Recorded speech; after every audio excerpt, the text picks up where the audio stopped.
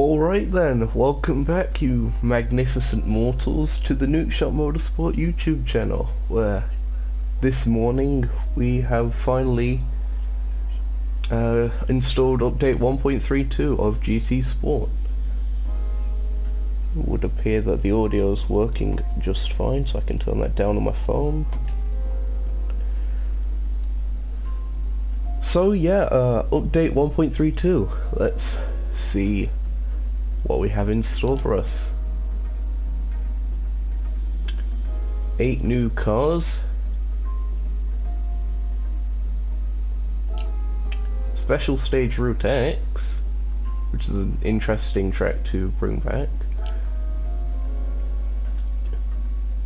New event, the beginner league, the Z Heritage or Z Heritage, however you pronounce it, Americanisms and all that.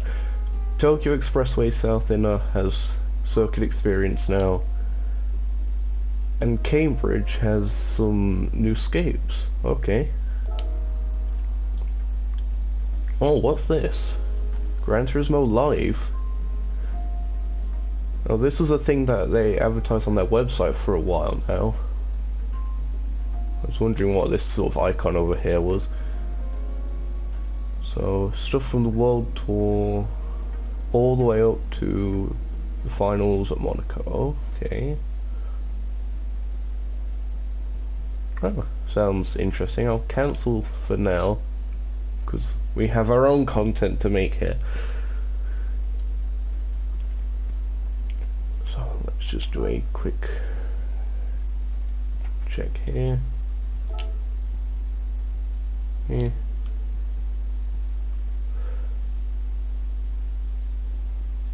So I guess what we normally do to start off with is check out the cars in the dealership. Let's head over to the Americas, where Shelby has a new car, which is this beauty, the Shelby GT 350.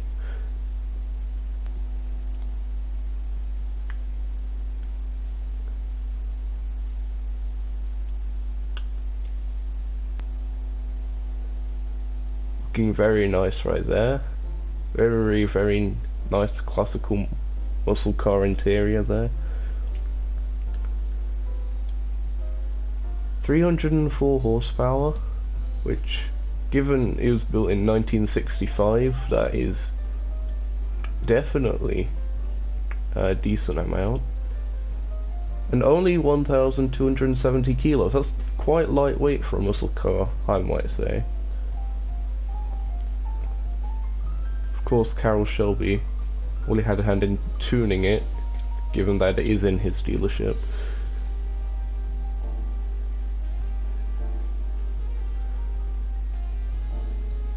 Very nice there. Actually, I forgot to click into it. Professionalism already. What colours do we have?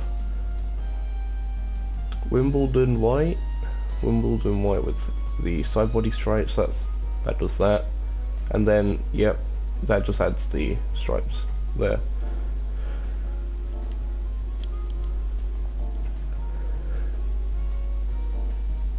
Okay, moving on to Europe. That was the only American car from this update. Aston Martin has a new car to their dealership. Okay, it's going to be more expensive than the Vulcan. Deep breath. How expensive is the DB3S? 10 million. I can understand that, to be fair. The same price range as the Alfa Romeo TZ2.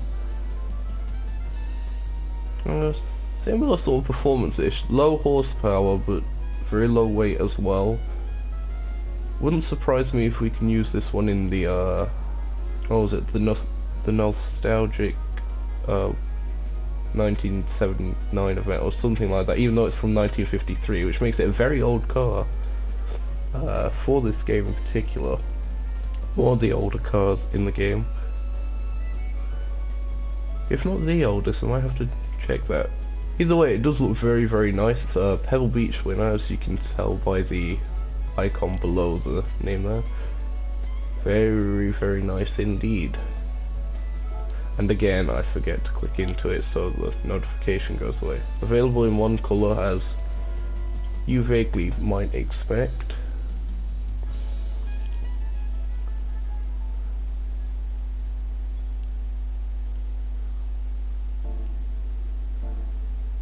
Very nice addition there. Brand new to the franchise as well.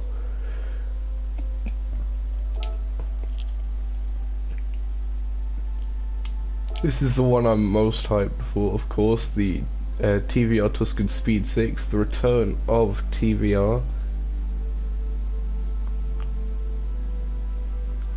Of course, licensing wasn't possible for such a long time when the company went into administration or something similar. Look at that interior, man, and that speed off. That brings back memories from Gran Turismo's past.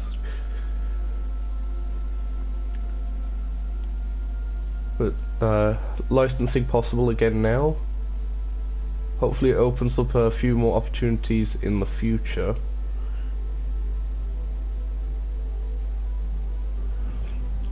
But of course a very nice way to start. The way the body is curved really does show off the colour shift effect.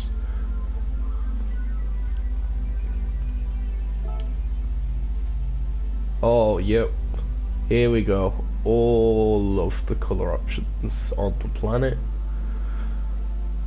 So we have Reflex Purple, Reflex Spice, Chameleon Orange, Chameleon Blue, Star Mist Blue, Cosmos Blue Metallic, Blue Pearlescent, Olympic Blue Pearl, Star Mist Crimson, Rosso Pearlescent, Formula Red Pearls, Sunset Pearlescent, Ash Green Metallic, Cooper Green Metallic, Moonraker Black Metallic, Titanium Metallic, Silver Stardust Metallic, Flip Flop Yellow, that's an amusing name for a colour, Pathfinder Blue Pearlescent, Alpine Green Metallic, Ice Teal Metallic, that's quite an interesting one, Crystal Topaz Pearlescent, that's the one that I remember from my past with this.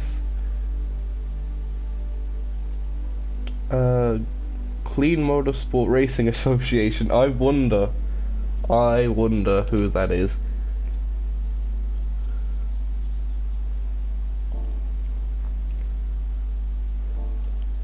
But yeah, welcome to the Nukeshot Motorsport YouTube channel, where we're checking out the update for the first time. Do this on a regular basis now, ever since November I think. It is 6:40 AM. I had to get up at 6 just to install this thing, so there's a bit of dedication, I guess. Here's our next car anyway, the BMW Z8. Another interesting car to return. Of course, famous for being a Bond car.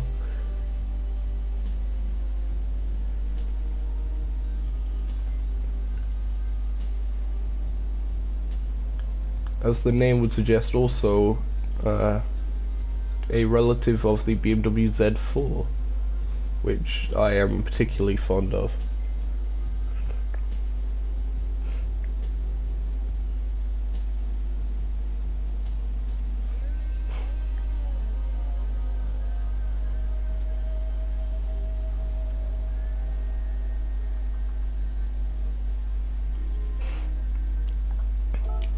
Anyway, we'll go into the colours now.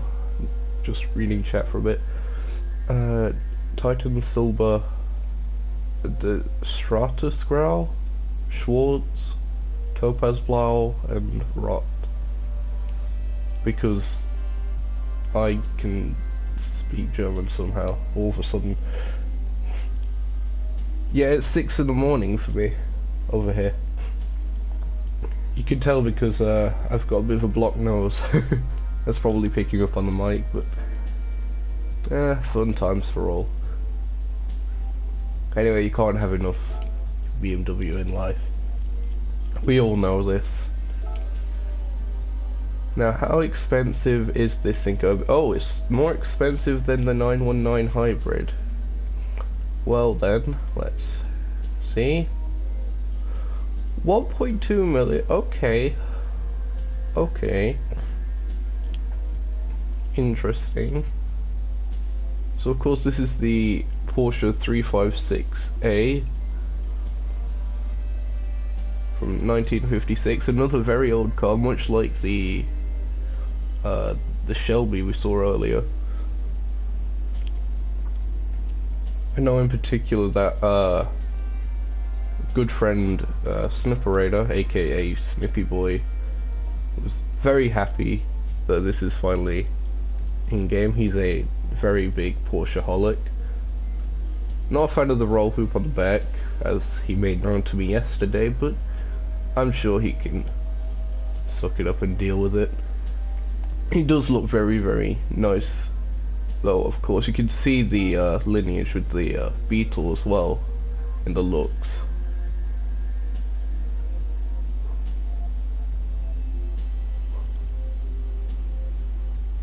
Okay, I'm gonna stop pronouncing the colour names because this is just gonna end badly. We've got a silver there.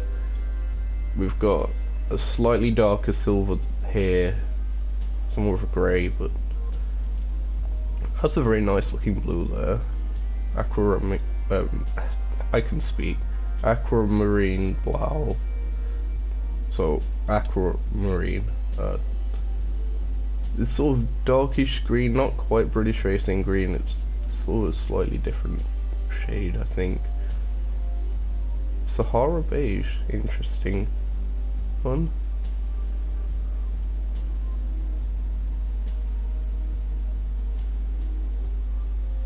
This is some sort of red, you can't really see it in this shot, so I'll stay with it. And again, the shadow's not doing it justice. Maybe it is just that dark. Oh no, there you can see it's more of a burgundy, but quite nice. And of course, Schwartz.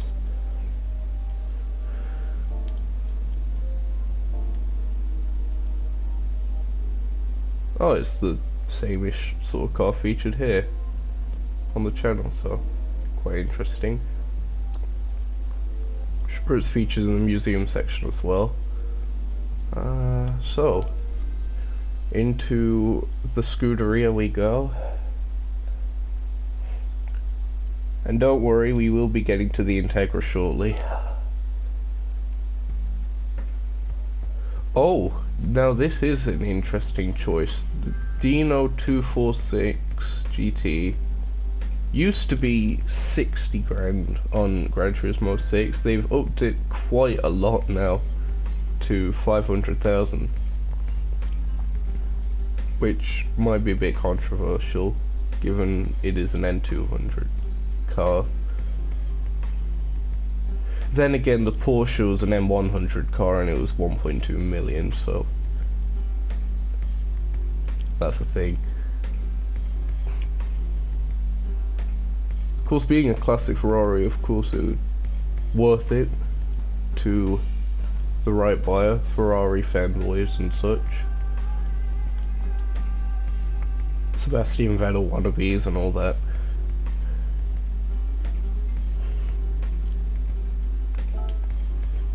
Oh wow, and I thought the TVR had a lot of colour options.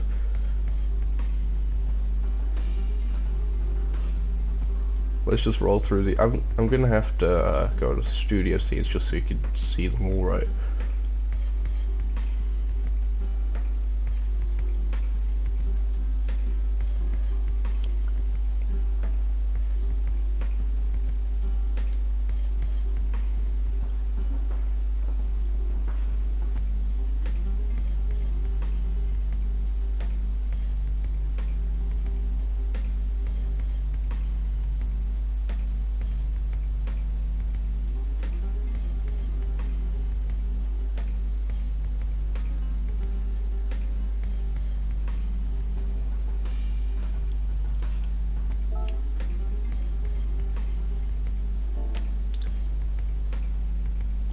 Okay, I believe that covers Europe.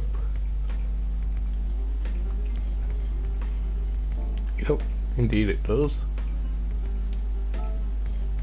What do we have over here? Let's go into Nissan just to prolong the Clean Motorsport Racing Association's hopes and dreams. We have, oh, it's the new cheapest. It's the 2007 Nissan Fairlady Z or 350Z or Fairlady Z or 350Z or whatever. Anyway, a car that the community's wanted for a long time, and with good reason. It is an icon. Wouldn't surprise me if we also get a 370Z as well, which is essentially just an updated 350, as the name might suggest. But for now we have this. Not that that's a bad thing, of course. N300, quite useful there. Very, very nice.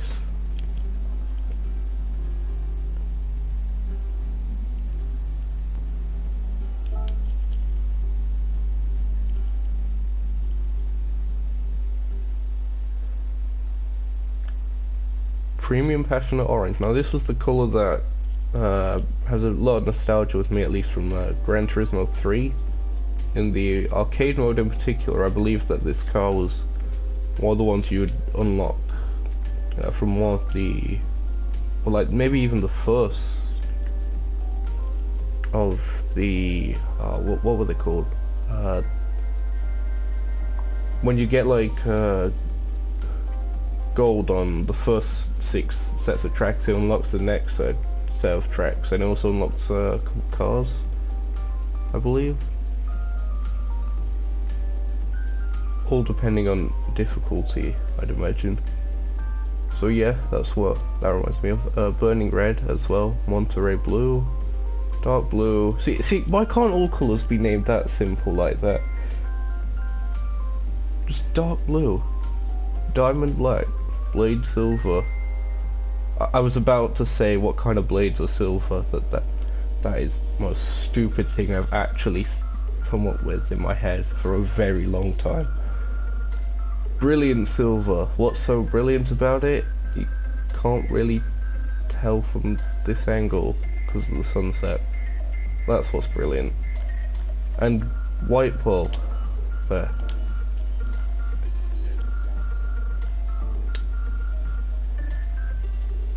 I might just have my cursor over this for a while. I don't know. I mean, I think that's all the cars that were added in this update. I'm not 100% sure on that.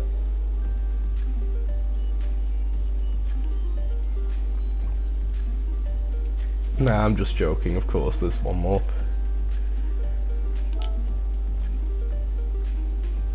It is, of course, the return of the Honda Integra Type R, the DC2 generation, I believe. Known for being, well, at least known as one of the best front-wheel drive cars ever made. Finally, VTEC can kick back in Gran Turismo Sport. Exciting times.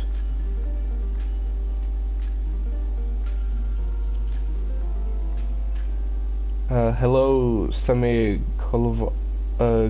Kolovic. I'm gonna say that is. I'm probably just gonna call you Samir in chat. Nice BMW logo as your profile image. I support that.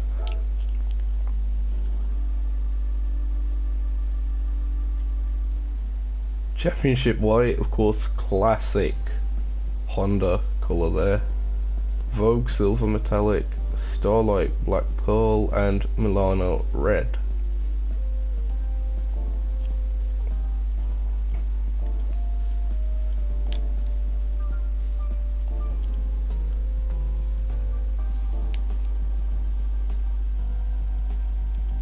Is this just an icon you can click?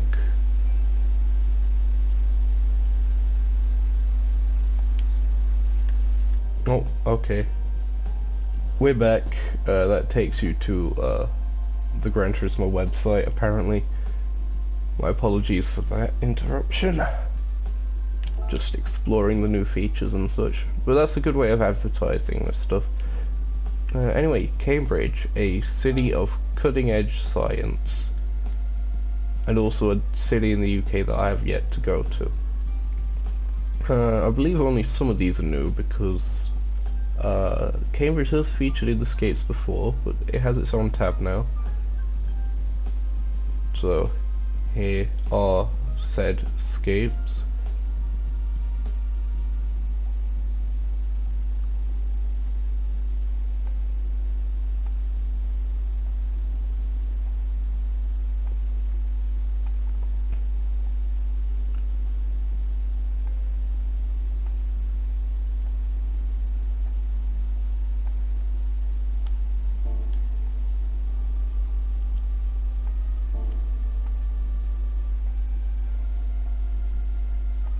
And now I guess we go to what we normally do. We check campaign first, and well, I say what we normally do. We've got a bit of a slight different plan this time. Stars and Stripes has 2 new races, which are not in the US, funnily enough. We've got Alsace Village and Majore East. Could be interesting. I'm probably going to use the Shelby for that, given that it is the American car, and well, it's been added in the update. The Vision GT Trophy. So we've got South Outer Loop of Tokyo Expressway. That's the one I personally prefer the most. And Route X does get some use. This time in well, GT League, of course. Memory at 6 AM, it's insane. It was coming up to 7, but let's ignore that. So I guess that does make sense for Route X to be a Vision GT race. I was thinking like before last night that in the group chat that we have for the Nukeshot Endurance series that it would make sense if they brought back Like the Wind, that old school tournament where literally it's just the fastest car wins, and that's pretty much it. It's straight and simple. But yeah, that makes sense too. The Nations Cup is back already. We have Interlagos and Circuit de la Sarthe. Going to be quite interesting there. And the Prototype Endurance Series.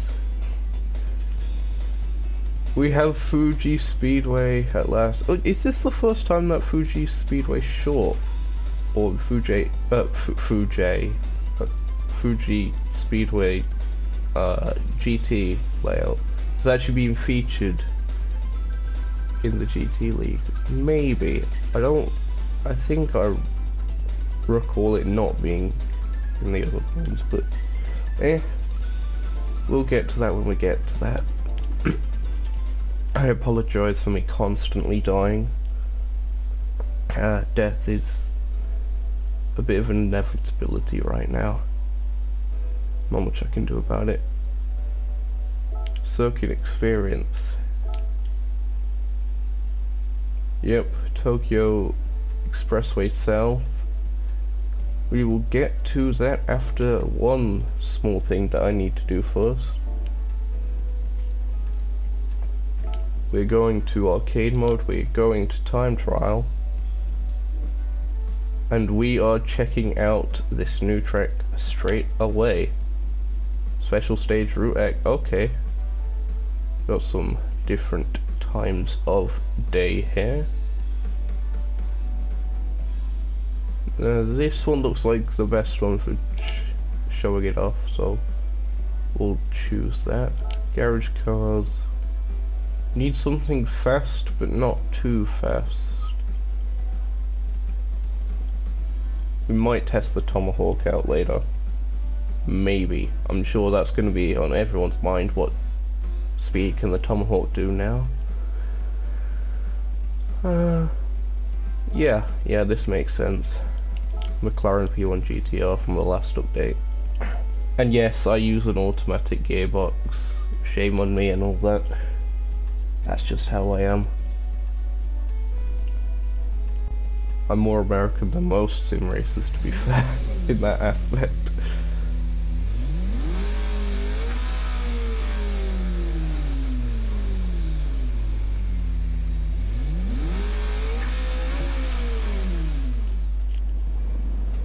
Alright then, here we are at Special Stage Route X. See that sort of off-bridge there? Apparently there's some kind of... it was like found in the Gran Turismo 6 code that was like a second layout of it. Or something insane like that. But they just didn't add it for some reason. Super softs. I'll leave the memes for in a bit. Or whenever I want. Okay, I wasn't turning, but the car was because of the banking. Alright, so here we are. Gotta say the road around here is really, really detailed. All like the scuff marks and how it's lighter concrete there, and that's which is just regular tarmac here. That is quite nice. Anyway, into this sort of hangar. I think we've already hit the top speed of this McLaren. I believe it was detuned a bit because I was doing a bit of testing before with, what was it, the 650S, seeing if I could set a similar lap time with this maximum detuned or something like that. Anyway, going underneath this bridge, which was an off-ramp in a previous life. Maybe one day it will return, who knows. 3,000 meters down this 12-kilometer straight, going uphill.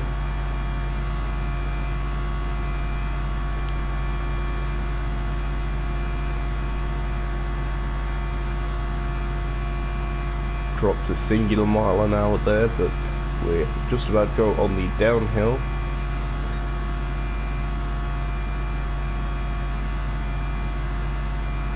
You see the dots there, a bit further around.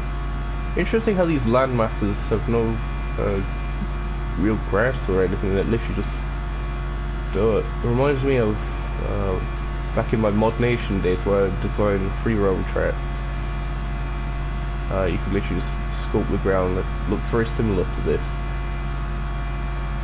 I wonder what part of the world this is in actually. It might actually say, I don't recall checking whether it said if it was in Polyphony land or if it was in Japan or somewhere in the North Atlantic Ocean, or I don't know. It might even be Iceland for all I know, to be fair.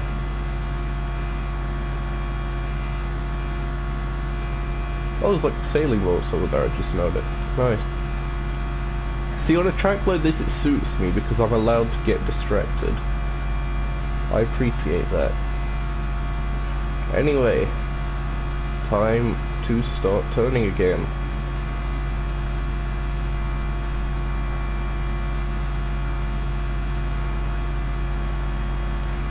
I might just try, oh, what was it? A night setting for this actually. See what that's like. I should probably have done this section in one of the update cars, thinking back. But I am not smart, apparently.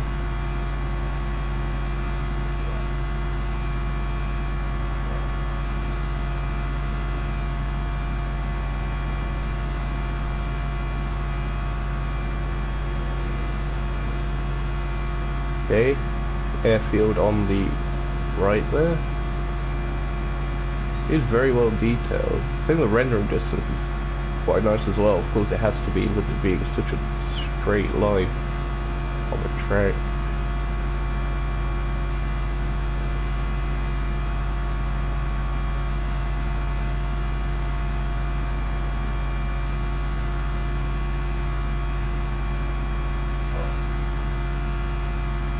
if memory serves me correct, there should, at some point up here, be a tunnel. Indeed, it is starting to look that way, a bit maybe.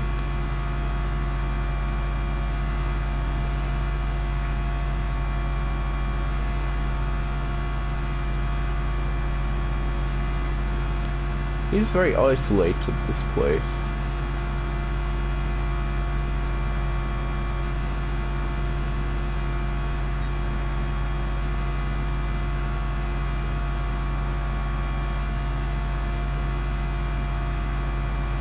Very bright barrier over there. Here we go, into the tunnel.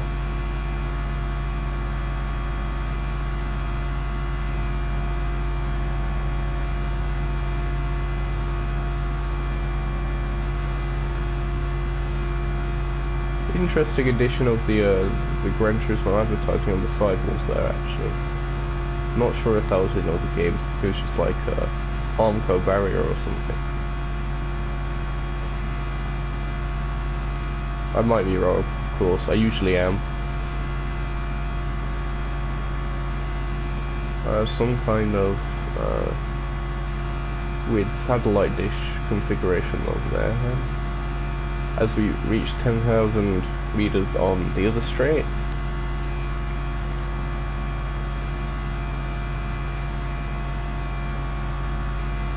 Almost like, looks like slightly darker sand dunes from like the Dakar rally or something, which is currently taking place, I believe.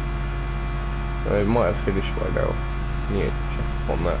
The front tyres are absolutely frozen. Looking at the diagram at the bottom left.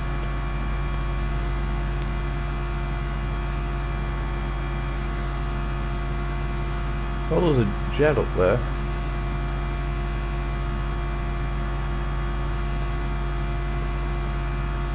Probably from the local airfield. As we come off the banking now,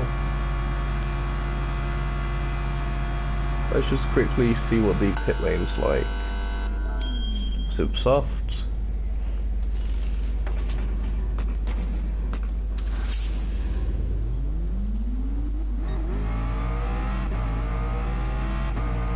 Okay.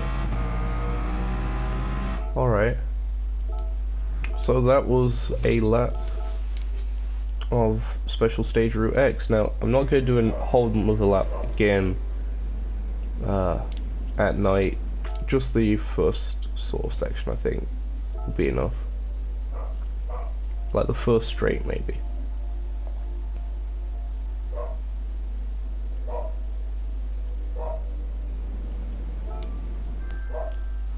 Oh, got a message from someone on PSN.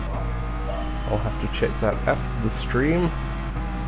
My apologies, whoever that is, that might be dying in a burning building, but I've turned them away because the stream is more important than their life.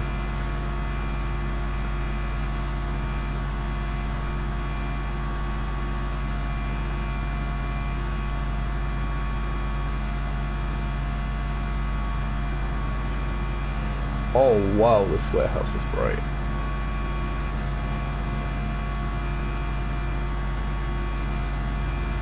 This would obviously look better if it had the HDR and stuff like that the PS4 Pro can output. I'm running this on standard, but it's still, the lighting, really, really impressive.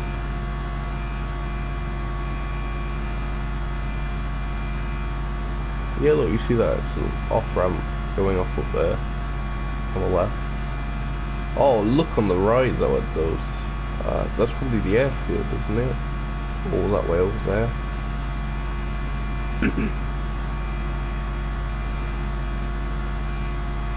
Or some kind of dockyard.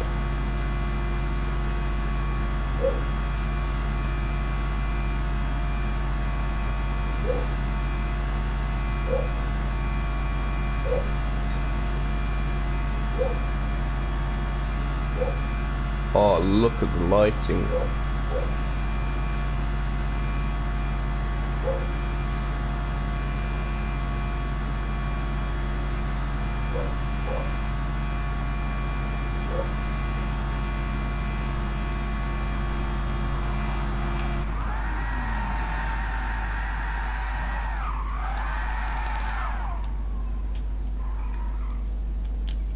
that'll pretty much do for that. Yep, drag racers are definitely going to be happy with this addition. This track in particular definitely focused more towards a different side of the community than the community I'm in, which is the league racing community, but an understandable choice to bring back. Brings back a different part of the community. The top speed tuners and stuff like that. I know Hammer Studios Gaming in particular is going to be very, very happy that he has his beloved test track back. Anyway, on to circuit experience. Back to last month's update as we go to Tokyo South Inner Loop. We're doing in the Mazda Atenza Group 3.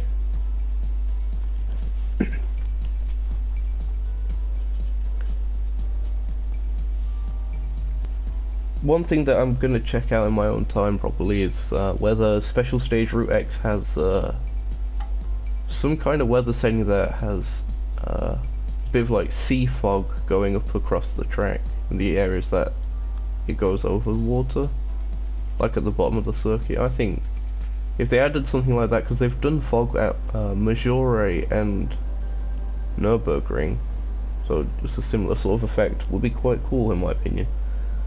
But anyway, traction control off.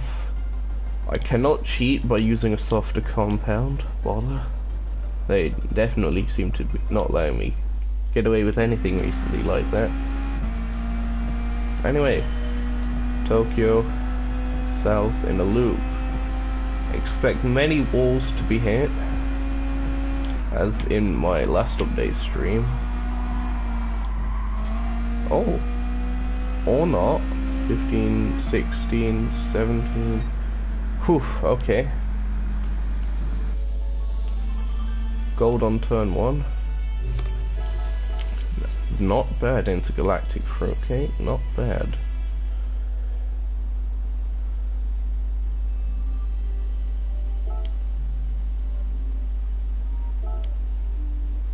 Now this is a section which will be interesting to learn.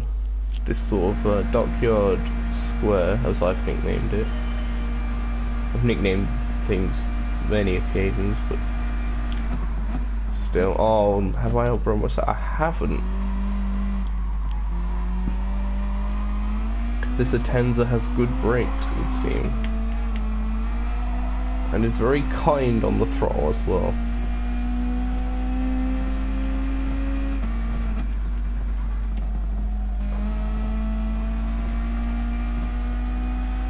Racing hard here, it feels like I'm on mediums.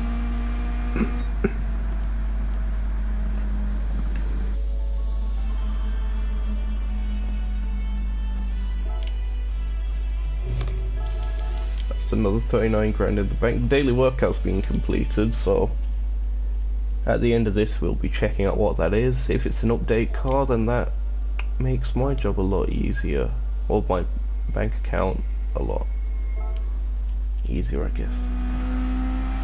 Anyway, on to stage 3. The straight of many non-straight parts, and the hairpin that follows. So, I just say take the line of least resistance. I think that's what most racers would say. Yeah, about there. I'm a dual shock user as well, so my inputs are probably a bit weird. Oh, you can't go into the pit lane on the mission challenge, that's annoying. They've got the hairpin just about right, at least, as we go back up this ramp. And there. Oh, I didn't even see my time, there's a 42.0. Not bad again. Of course, if you do end up beating any of my times on this, do let me know. Would be nice to get a bit of action in the comments section.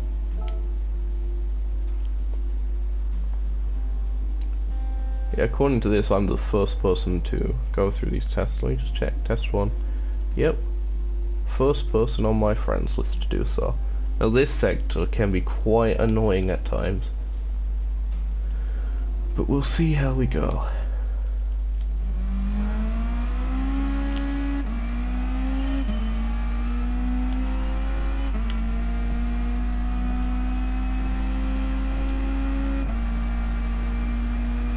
Oh, Mazda always had that rain lamp on the back of it. I do not recall. I think it has, it must have. I mean, come on. Yet another bit of evidence saying that raid is indeed on the way. Interesting how this runs on Continental tyres. As you can tell by the orange decals on the back of it.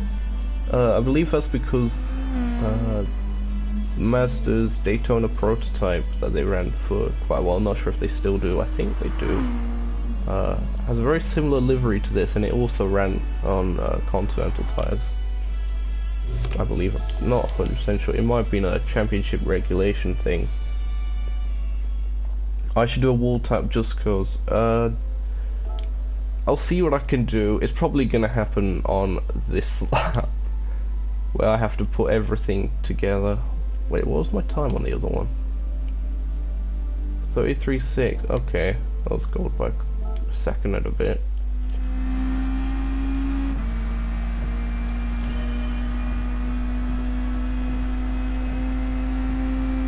I believe I did do a wall tap actually. If you go onto a video on my channel called Tokyo Driftu or something like that, I believe. It was me and the Fugu Z or Fugu Z, again, up for debate, on that sort of a squiggly section of Tokyo Expressway. I think it was the outer loop though. Yeah, I did some very nice drifting there. Wait, hold on, what? Okay, no one saw that. No one at all. So apparently you can get penalties on a street circuit for corner cutting. Joe of the Fire lied to me. I think it was Joe. It's either him or CJ. I think it was Joe. Peasant. Oh, you watch Slap Train? Of course you watch Slap Train. Why wouldn't you? You should watch me more often though, of course. I provide way better entertainment, he says. Sort of. Oh no, I've ran away. Oh, nearly a wall tap. Sorry, not quite. I know, of course, you mean the drifting kind of wall tap. Oh, that, okay, you saw sparks. That was a wall tap. I don't care if I wasn't drifting at all. That'll do in my book. Well, I've avoided getting a penalty.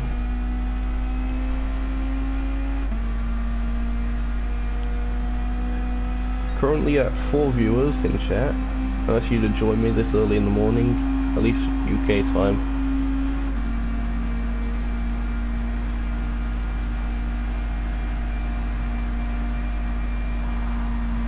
Okay, let's see if I can mess up this braking point. My braking point normally around here is the 150.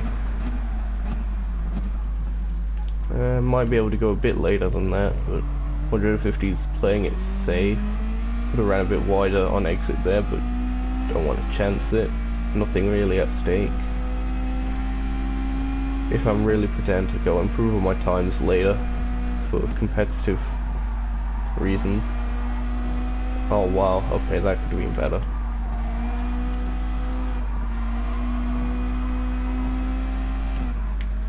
Oh no, I've understayed a bit. Oh.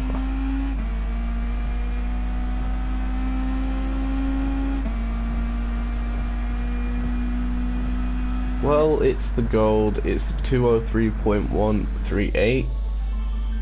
As I said, do let me know your times in the comment section after the stream, or even during the stream in the live chat. Would be interesting to find out how many people are faster than me and such. Of course, it's impossible to be slower than me. Ah, gift car.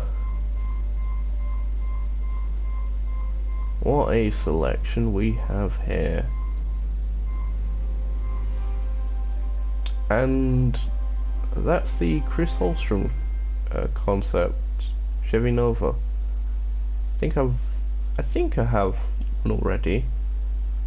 Could be wrong. I know I have a lot of Ford Mac 40s, which I believe also came in the update. The same update as this, obviously not the latest update.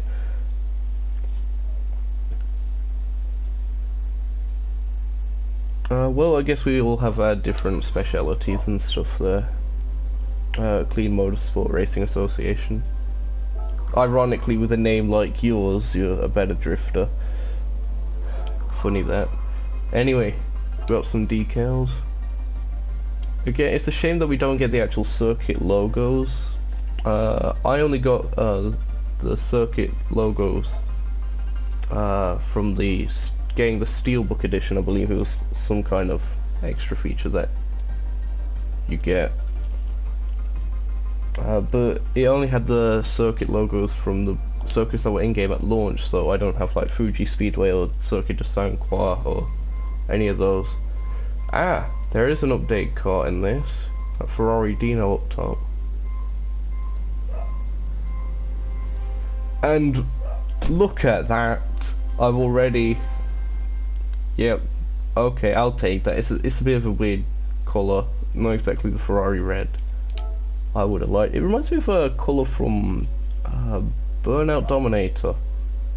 Actually, like the Classic Muscle series. The Classic Muscle series. It's just the Classic series. I apologise for my stupidity. Anyway, moving on. We will buy ourselves a muscle car. Specifically, this muscle car. 400k. I forgot how expensive that was. Gotta get with all the racing stripes. We need all the speed we can get.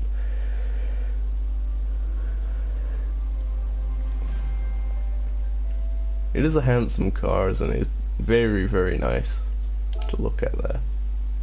Nice job, Carol.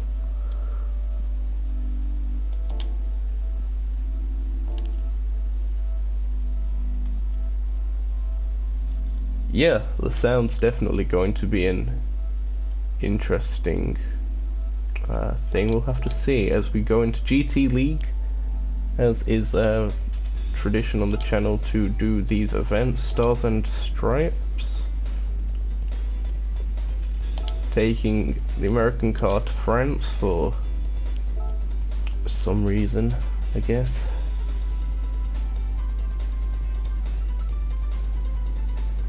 Okay, so you'll be able to make a decent comparison of what it's like. Hope the sound quality is alright. I am streaming through PlayStation, if it wasn't obvious already.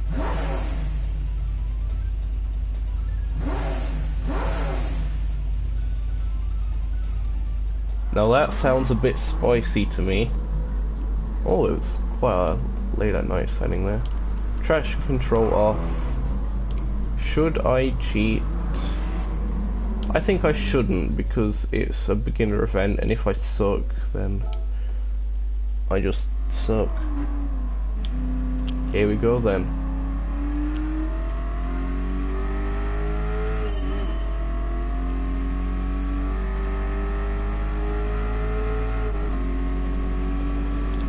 Brake. Oh, near miss already. Forget that these older muscle cars, not really known for their braking power.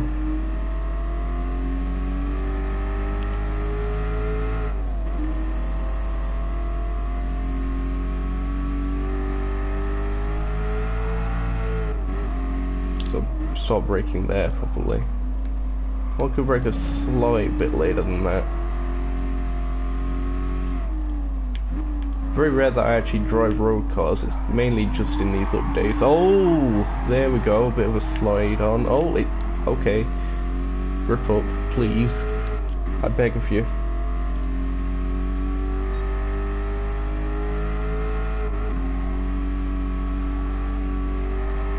onto this sort of bowl section. Oh no, it's all gone wrong. There's a wall tap, that was sideways, so you can be happy with me. It has happened.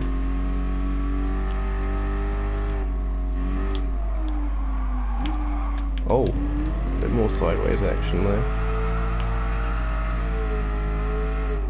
As soon as I get on a straight of decent length, I'll probably switch to cockpit cam, as I'm useless at actually driving in cockpit cam. 6 viewers now. Nice of you to join me as I make dive bomb of the century there. Overtake another Shelby there, that's the Cobra. It's the relatively small in comparison car. There. Newer Chevrolet Camaro. Let's show it up a bit by going around the outside.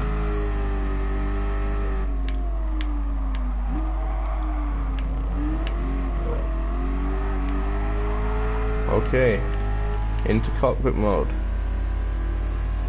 Lighting probably not the best for it, but here we are.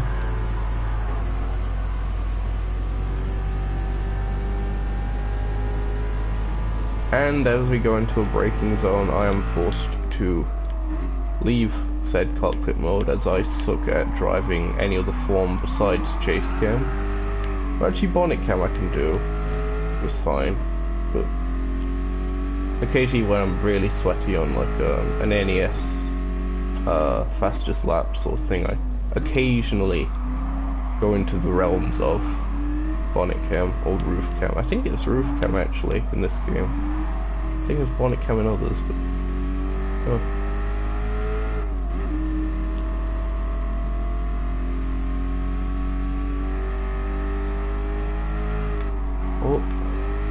well, that's the wide body Corvette there that you can only get in the dealership. Oh, that Corvette's gone off. Oh, unbelievable scenes back there. Yellow flags.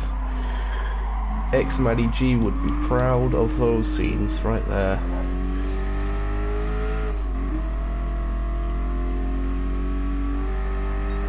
Just so shows that the AI can indeed make mistakes.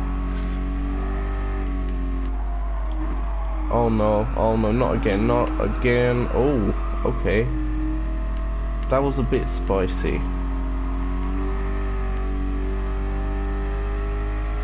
Now the question remains, can I actually catch up to the guys in front? This car does like to go slightly sideways in like mid-speed corners.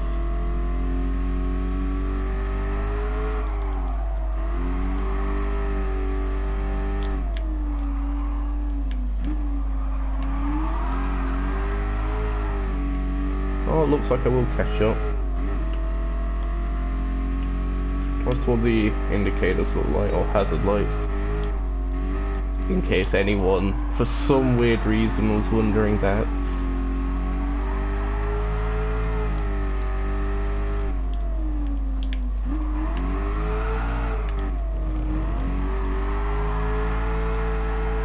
Bit of a slide Mickey on there. As I go onto this straight, I can read chat real quick. Normally I don't in races.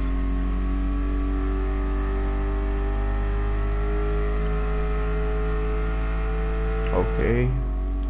Into a braking zone again. My apologies for not really being able to reply to chat mid-driving session. Don't really want to completely bin it into a wall. As we go on to the last lap,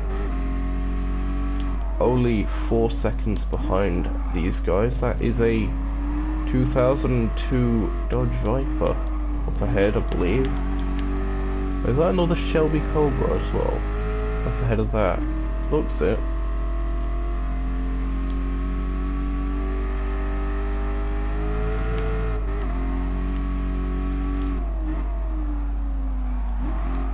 Oh, Viper's gone wide.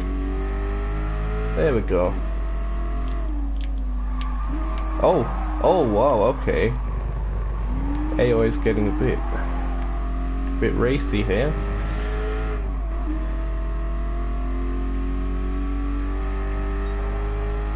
Okay, on the straights, I think maybe that the Cobra has me. I think it has more power. This thing only had like around 300 or so, I believe. I think the Cobra has 427, hence the name. I could be wrong, the 427 could mean something else.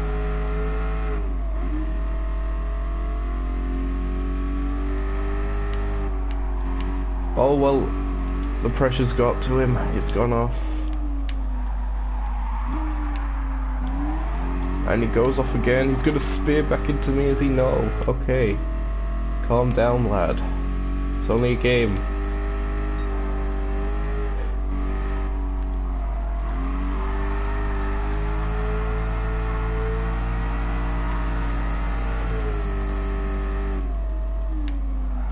It's a very nice car to go sideways in, I have to say.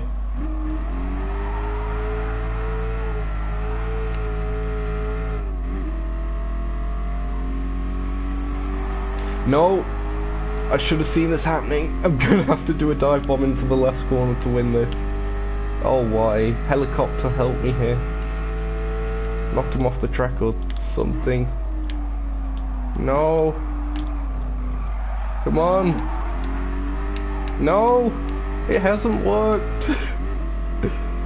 Oh bother, I've only gotten second.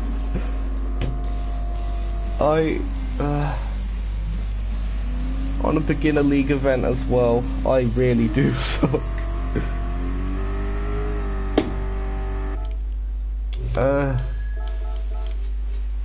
Remind me later to edit this out after the stream. What I might do, sports mediums, there, I'll even the playing field a bit.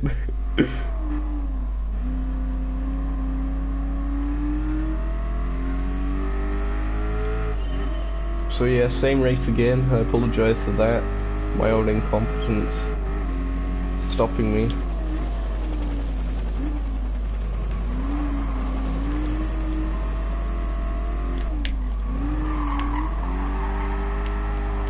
I think now I've got a somewhat decent feel of the car though, that I should be okay.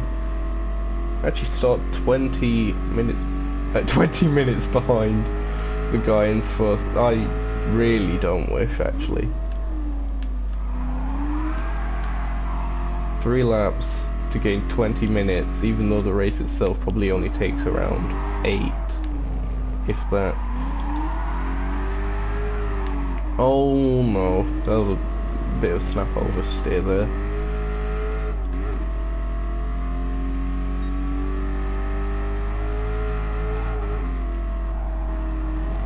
Okay, let's not spear off into Narnia on this banked section now.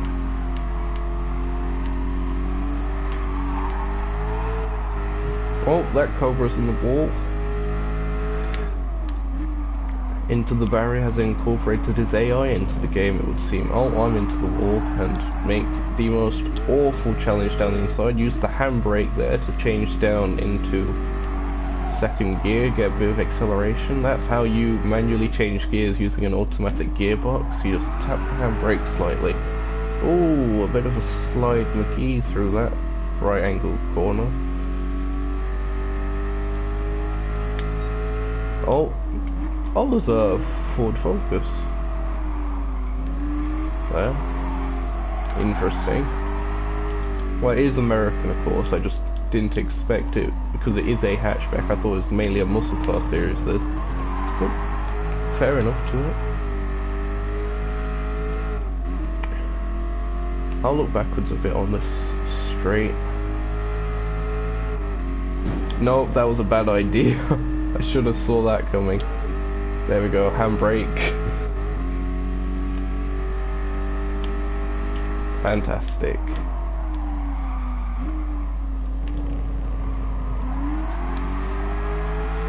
Well, I've gained about half the time I need to on this one lap alone.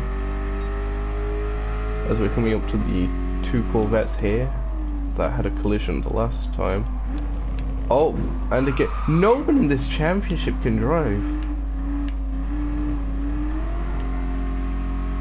Is it only right-hand turns or something? Wait, what?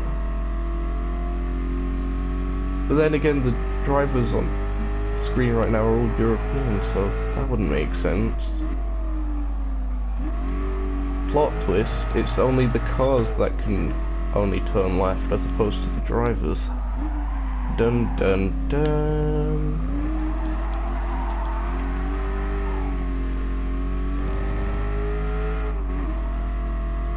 You can tell I'm going a bit brain dead, can't you? I honestly don't blame you. That rhymed unintentionally.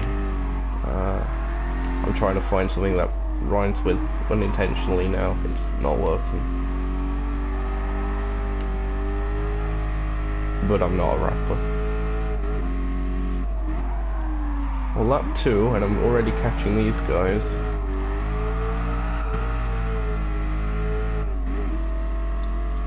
Sports medium OP.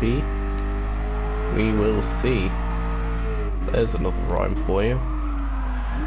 Oh, look at how spicy that was. If only I'd managed to reach that curb on the outside there. That would have been Spice McGee as opposed to Slide McGee.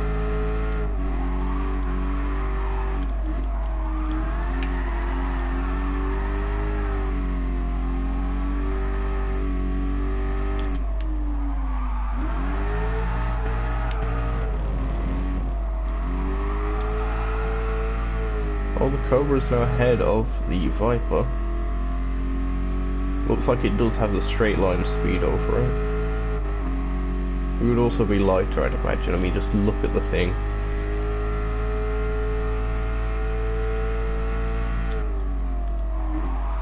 Oh no. Why is it that it's always Alsace that I do the most insane dive bombs? Shout out to my boy Crazy John for that reference. Or with that reference or whatever. You see, what even? I am so bad. Not as bad as him apparently. You suck. Anyway, drag race.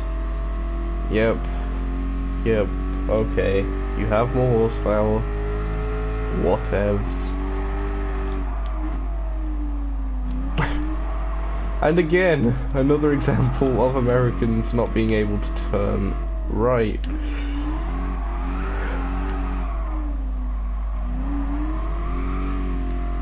This game is so realistic. Jokes, of course. Any Americans, don't be offended. Please. It's all in good fun.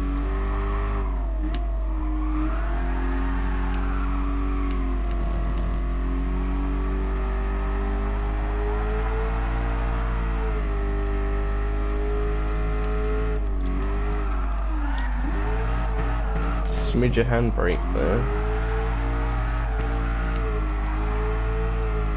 You just have a slight bit of snap oversteer as the weight transfers. That's to be somewhat expected, I suppose, though. Yeah, it's that. That was a great example of that.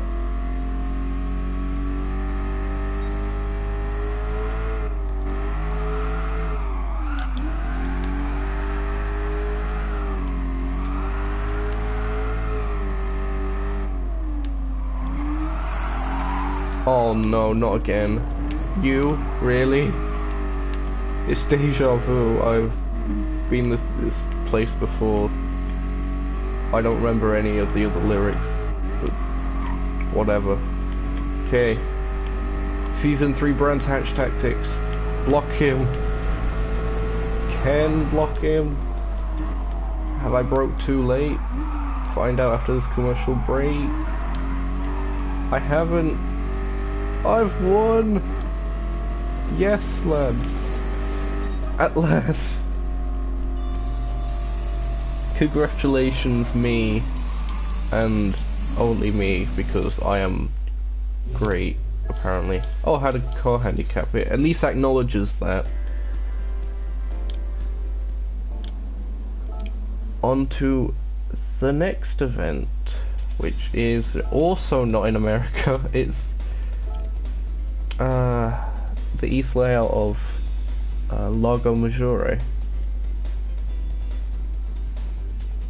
Oh, there's an FVT Raptor on pole. Fantastic.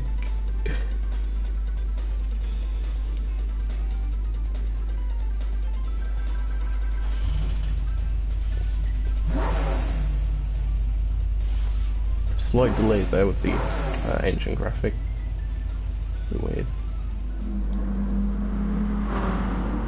Okay, where is first of the... Hold on. Okay, there aren't any 427 Cobras. I'll take that. Let's just hope that these Raptors aren't OP. Oh, there's two Raptors then, because there's one back here. Oh, he's going round the outside, is he?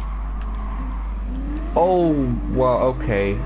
Can I have a bit of space, please? Thank you. Down the inside. Oh, no, not quite. Had to back out of that. Should have gone around the outside. There we go. Job done, either way. I forget how beautiful this track is, to be fair. I mean, look at those mountains in the background. The sort of mist.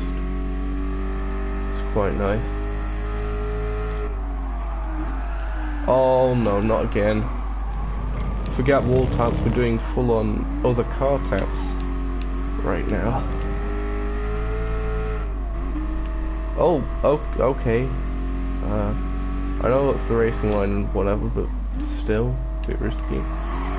Oh. I should really look where I'm going, shouldn't I? That's the main thing I need to take. But I will assure you, I am a bit more focused on the driving aspect when I am in the Nukeshot Endurance Series race, or any online racing the event for that matter. Have no need to fear at all. I am a relatively sane person. Well, I did use the word relatively.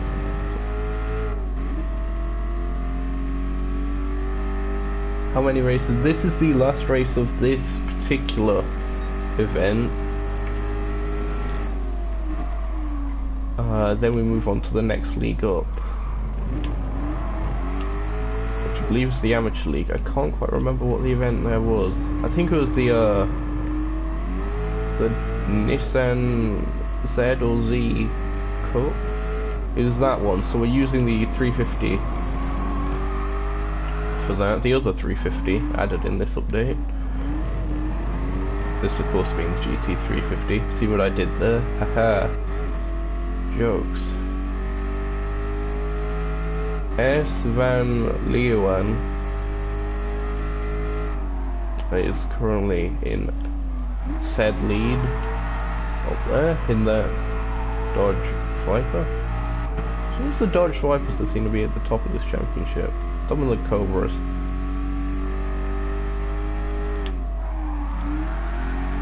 Oh, Slide McGee.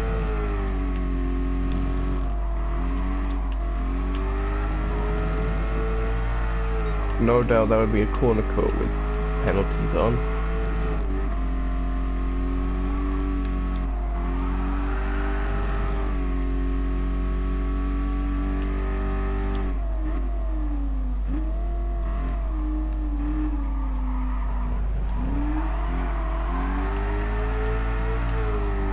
Oh, so there's that snap oversteer again with the suspension on the back.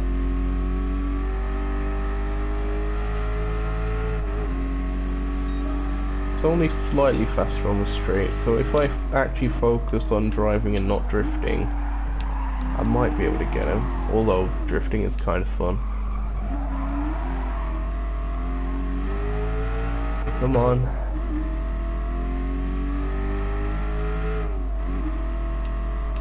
I have a bad feeling I'm gonna lose this one by the stupidest of small margins. There we go. A bit more focused driving there.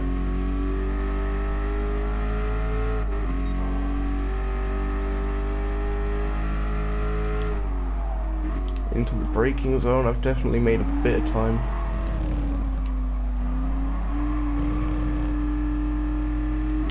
There. Get the acceleration. Thank you, handbrake.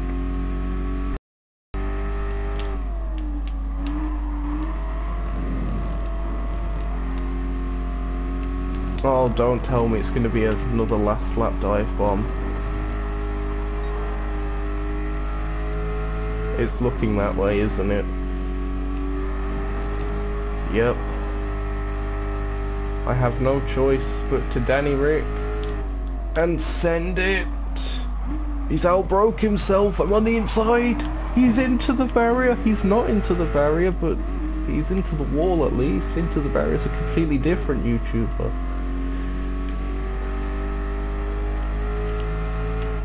And with that, we are across the line and completely break the front end of this magnificent muscle car.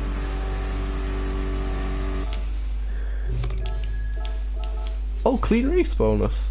Not seen one of those in a few years. And the game's only been out for 1 and a bit.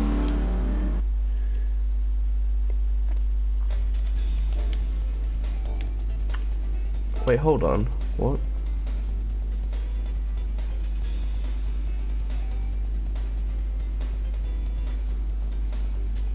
Oh wait, that was also in Beginner League then. Okay.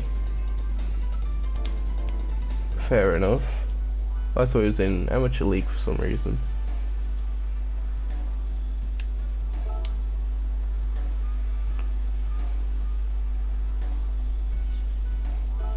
Head bopping to this music. It's featured in like the 2012 Nürburgring 24 Hours video that they had back on Gran Turismo TV back in the day. Good memories of that stuff. Anyway, probably gonna go for this. I actually know someone in a... well, I don't know them, but someone in a very close vicinity has one of these in this exact colour.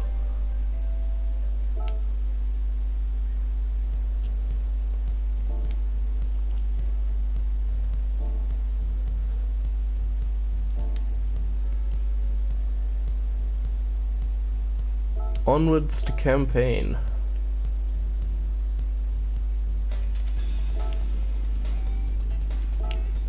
Interesting how you can actually use the Fugu Z or Z again, up for debate in this.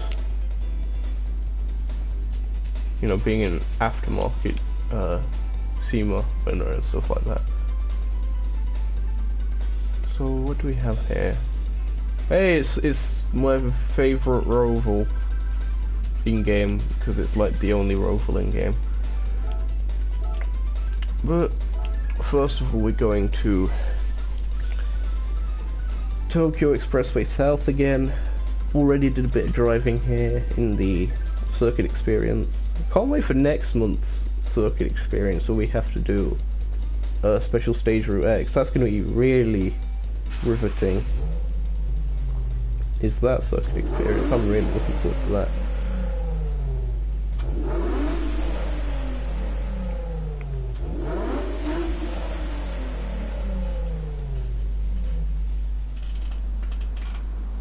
Uh, 394 maximum. What kind of power of these guys chucking out? Oh, this one's sort of middle of the road then. But it is lighter.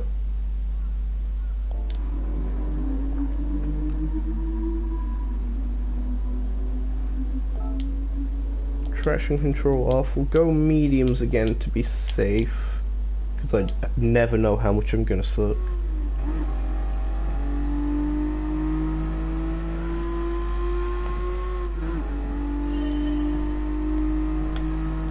Off we go then.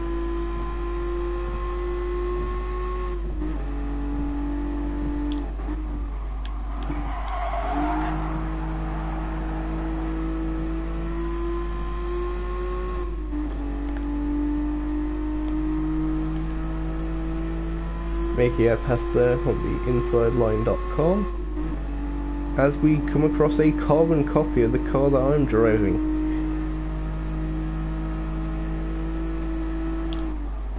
Can we send it? just like Bob the Builder, yes we can. Apparently. Oh, whoa, okay. Okay. Might need to do some calming down myself now. As we're heading towards the wiggliest straight in existence.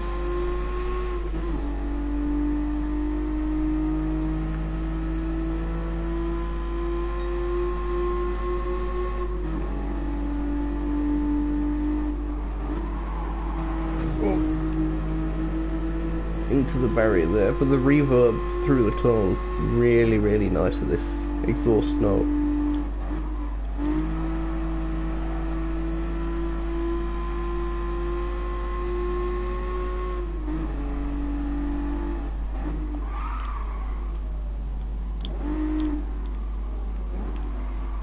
Oh, that guy's going into the pit lane unintentionally.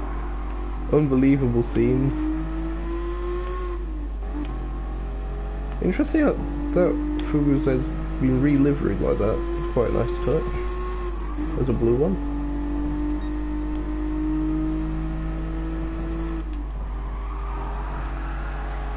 Oh, look at that. It's majestic. Just like my majestic chin. Except nothing can really compare to how majestic my chin is. Of course. One. Out of the way.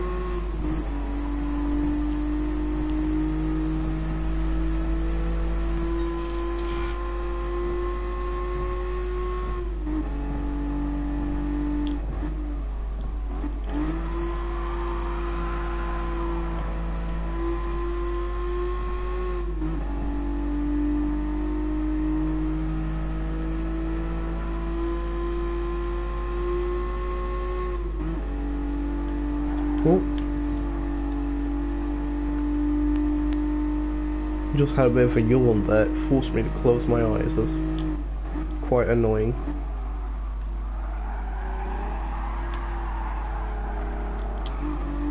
Handbrake there to shift down.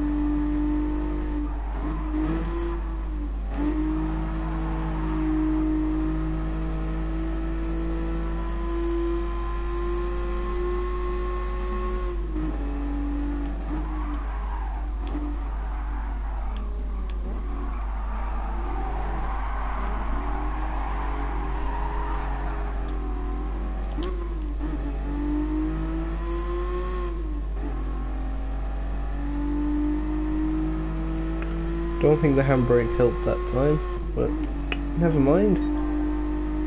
We are still right on the back of these guys with a whole lap to go.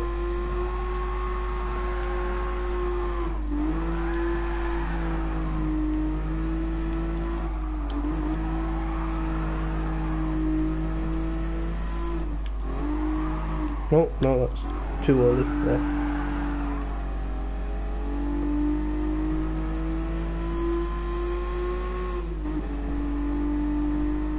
Oh, still waking up, I'm sorry.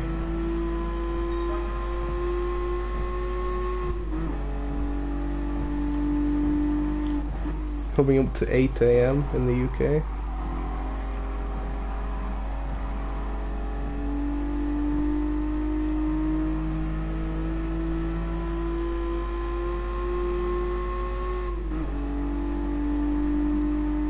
In the slipstream here, as we make our way down to the Dockyard Square for the last time. Oh, can I send it on this guy as well? Oh, I am so sorry, but it was necessary. That was definitely a cut track. But penalties aren't on, so who cares? AI is getting a bit slidey as well there, it seems, on exit.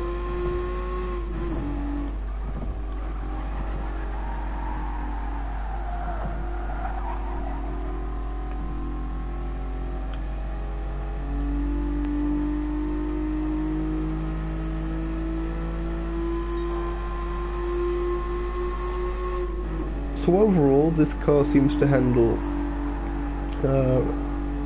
quite nice, very easy to get it sideways, have a bit of fun.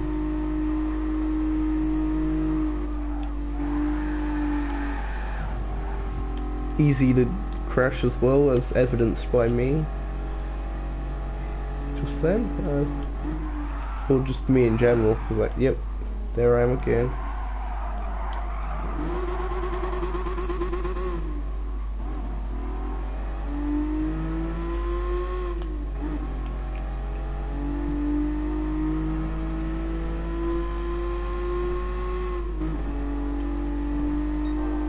Also one of the cheaper cars of the update as well, so definitely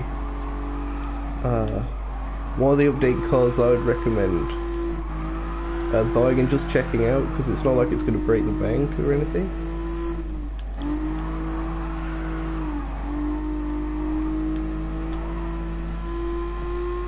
I know I'm not much of a car reviewer, but still. As we do a sub 2-minute 30 lap and get the gold on our first try. Thank you, Sports Medium Tyres. Moving on to the next event.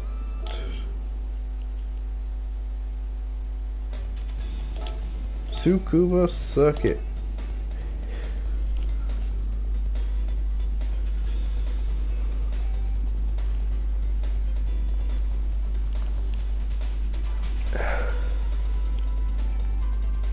I have a couple ideas for this actually in a livery workshop. Now that I think about it. Oh, actually, there was a bit of a... oh, what was it? Yeah, a bit of a glitch there.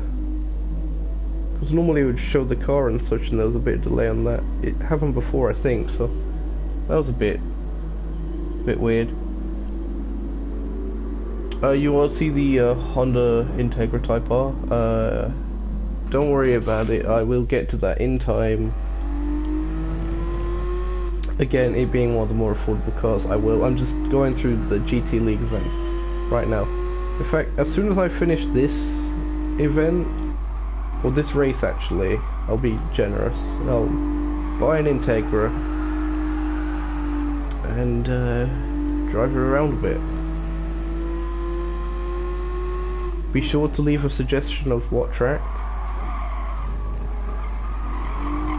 Of course, Route X has been added, but might not be the best case of, you know, showing its handling aspects and why it is the, well, regarded as such as the best front-wheel drive car ever made.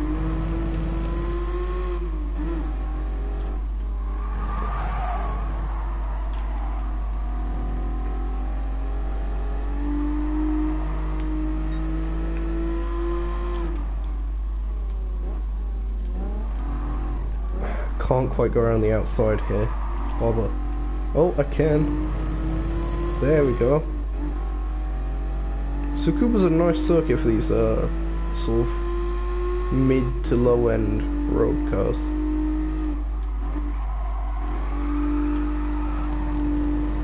Oh, just hit the inside invisible wall there for the pit lane.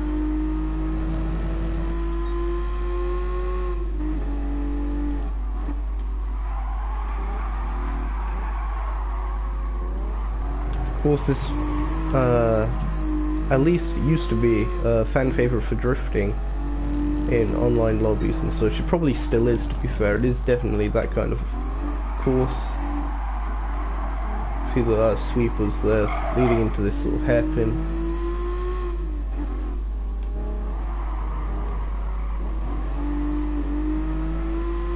course, there's that extra extension layout there as well. That's a weird sort of green. That's probably a colour shift on that Fugu. Oh no, I've boxed myself in like an idiot. Oh, let's go this way. No, it's not working. I can't find a way past. Oh, thread the needle. No, not quite. Here we go. Oh, that's interesting. It has a different style number banner to the one that I have. There's the Fugu Z there. Quite interesting. Normally the GT League Championships are restricted to have only one type of number plate. Or number board rather. Sorry. That's what I mean. The number on the bonnet and the sides of the car. So that is relatively interesting, I suppose. Don't recall them doing that before with other events. I would have noticed because I am a nerd for such details.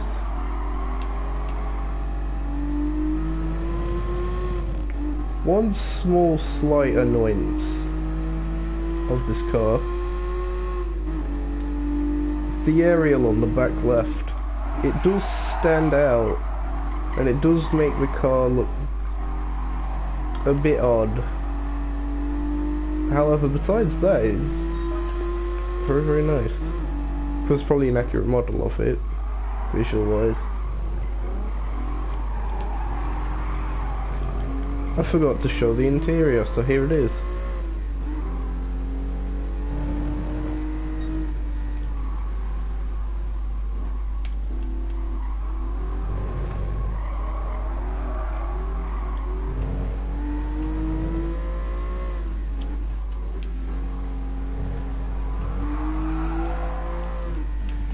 Oh, cones. More cones.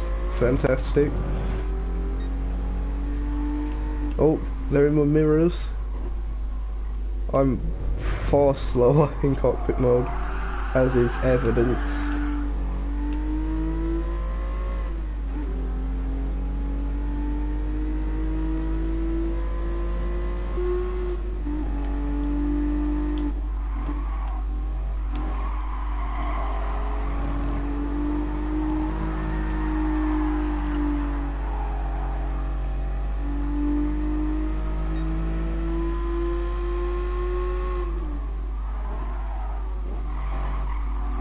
One thing that I think would be quite interesting, in real life, there's a GT4 car of the 370Z, I believe. So I was actually quite surprised originally that we didn't get what was it, a 370Z rather. Group 4 car, and instead we got the GTR. Of course, having the GTR is also cool because it means you can, you know, like put Schultz Motorsports liveries on it. It's like that, the 2012 Nürburgring 24 hours thing all over again. But still, would be nice. Cool for me if you're listening. 370Z Group 4. KTM Crossbow Group 4 would also be nice. That's a very, very nice car in real life, that GT4. Very spicy.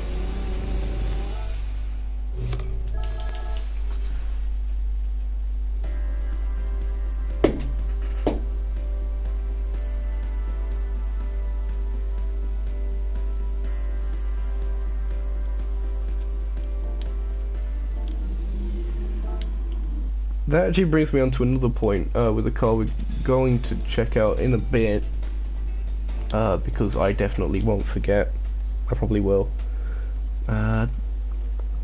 TVR's licensing now possible again, and of course TVR has a new car, or relatively new car, the 2018 Griffith. If you haven't seen it, check it out. And yeah, one thing that I personally would like to see is that TVL Griffith made into Group 3 and 4 form. That way it can be a part of like manufacturer series events and stuff like that. Which, considering TVL's been a staple manufacturer of Gran Turismo for, well, ever since the original game, is like one of 2 European manufacturers back then, the other being Aston Martin. I think it would make a great, or make sense rather to bring it back in the manufacturer series as well, show a bit of respect like that.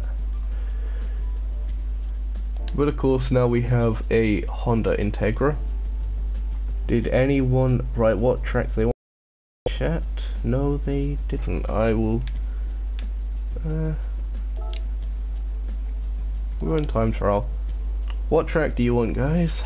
We can do Route X, or we can do something with some corners. Completely up to you.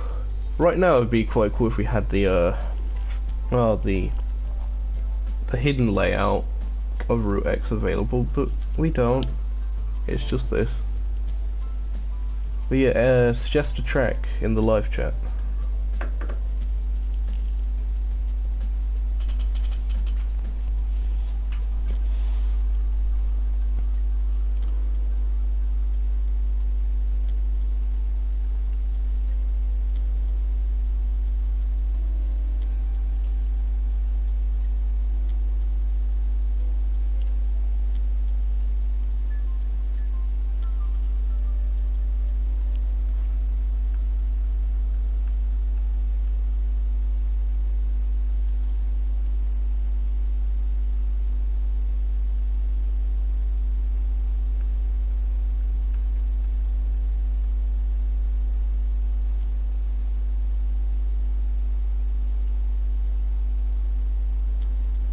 Well, alright then, I guess we're going to...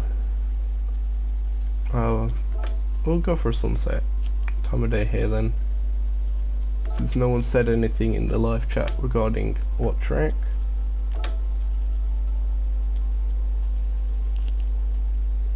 I think I gave it enough time. But anyway, Honda Integra time.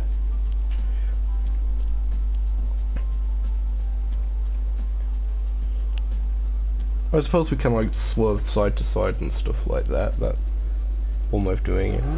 I like how as soon as I pause on like what track to choose, I lose a view, but as soon as I just select the Integra again and the track, that viewer comes back. And now they've left again.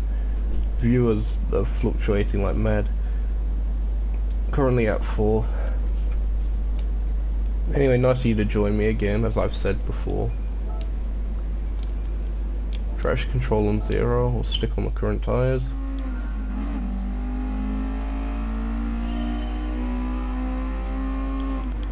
Well, at least I can show off the interior a bit. If I can be very delicate on the controls and actually show it.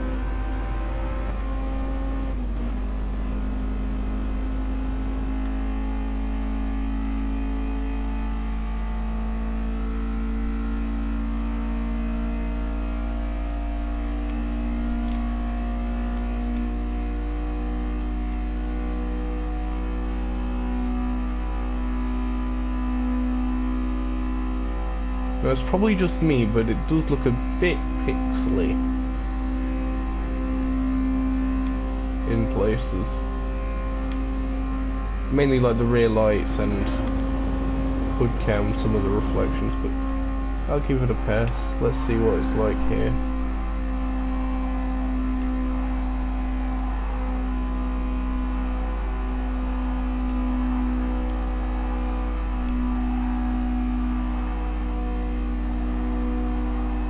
Not bad. Not bad at all for a front-wheel drive car. Oh, very bad for my driving. The handbrake's not working to change down.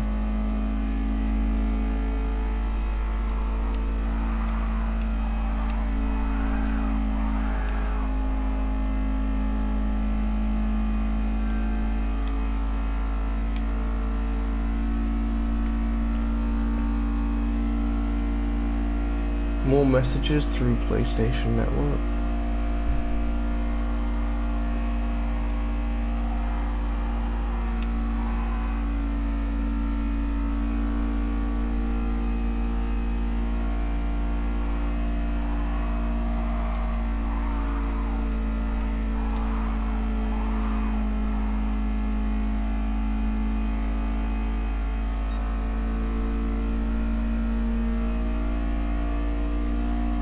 Alright, let's see what kind of speeds we can get up to on the downhill.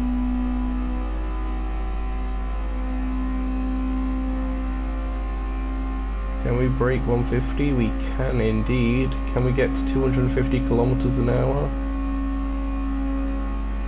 Yes, we can indeed. 155.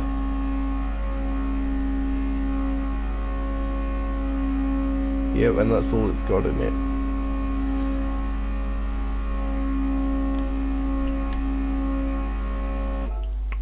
Not bad.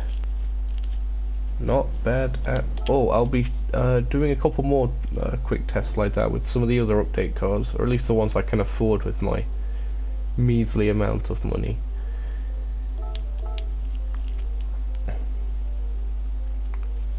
Back to the scheduled program. We have one more of these events left. Let's jump in. Still dying. Why am I constantly dying?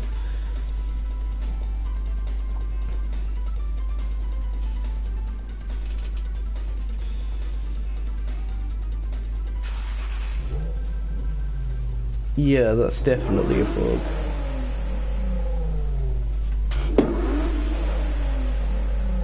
Well, at least it's a noticeable bug, meaning that polyphony will probably fix it relatively soon, let's hope.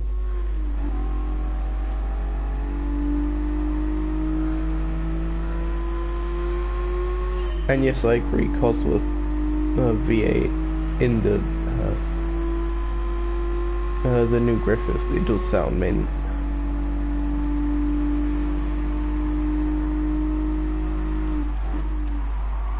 Watch the transition. Oh, look at that, it just soaked it up like a sponge. Magnificent.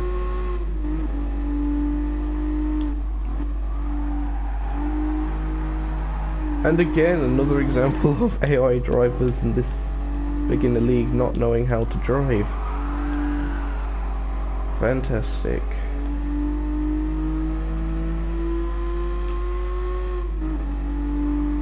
On the subject of rovals, I was discussing in the group chat with some friends the other day about, you know, conspiracy theories with the game and all that.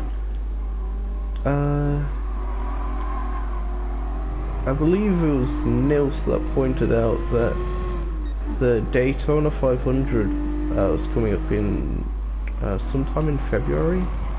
I think I need to double check that. I don't follow NASCAR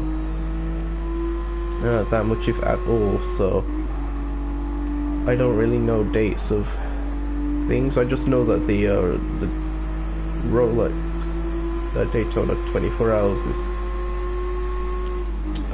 in January. It's like the first major endurance race of the year, I think. It's either that or the Dubai 24 Hours.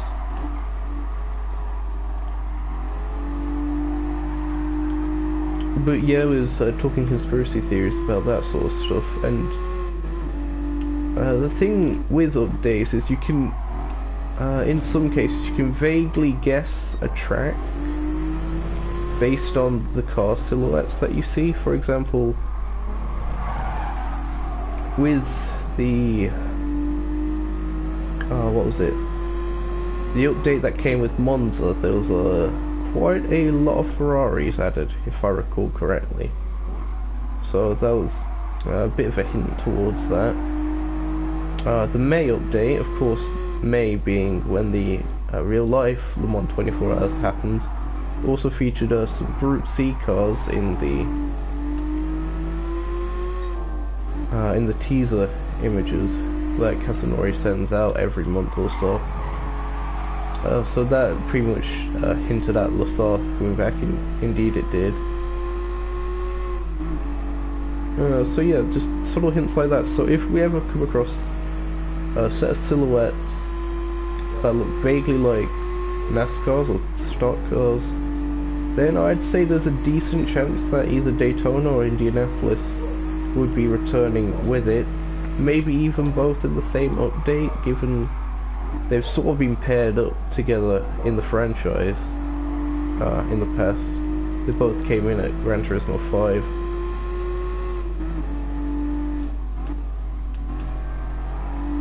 And of course, the more Rovals, the better. Well, actually, no, I retract that statement. The more good Rovals, the better. Daytona and Indy being two of them. Indy, less so. Daytona's more iconic because of the, you know, the 24-hour endurance races and stuff like that. Indy, well, they had the American Grand Prix for a while until the whole Formula One, was it everyone running Michelin tires, or was it Bridgestones that they chose not to start the race, and they had like a 6-car grid. But yeah, that definitely didn't help, and that eventually led, also banking, not really that good for Formula One tyres. So that eventually led to Indianapolis being removed from the calendar, and the American Grand Prix being removed from the calendar for quite a long time, until Circuit of the Americas came along, and was that 2012 or 2014? I think 2014 was Sochi. So was it Sochi? When were the Winter Olympics? Winter Olympics of 2014, so how could it... Was Sochi 2016?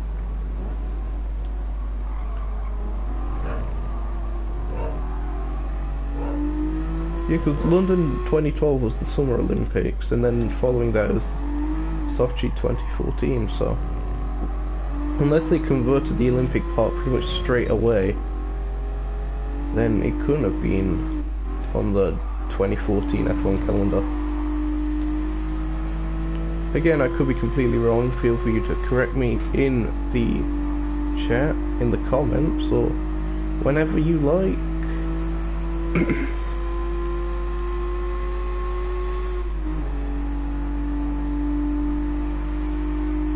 But anyway, we finished that race, and that finishes the Z Heritage event.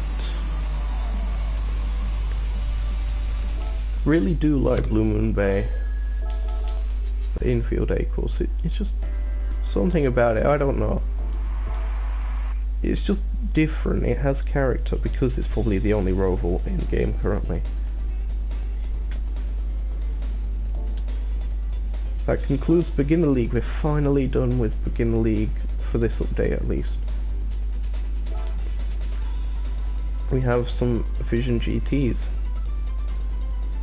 Specified ones. What is probably the best option for this? What's gonna have the most power? Because we'll need that for straights. The Fittipaldi is probably a decent shout, actually. Yeah, I'll use the Fittipaldi.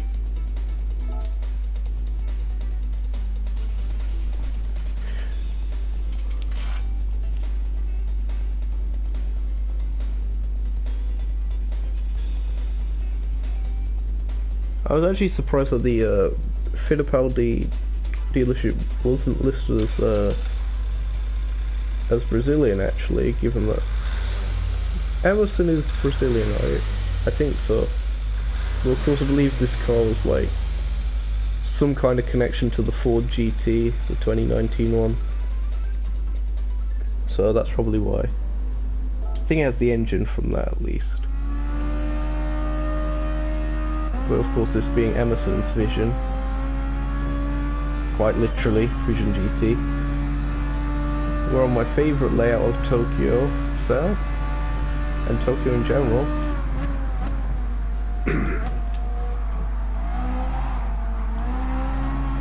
All the racing hard tyres are definitely making a difference. Whew, the spice. We haven't had a new VGT in quite a long time actually. I suppose they have been putting their focus into just adding more regular cars, which is, in fairness, what the community has been asking for. The majority, or quite a large part of the community at least, not the biggest fans of the VGT program, as they look for, you know, real cars in the real driving simulator, etc., etc. arguments.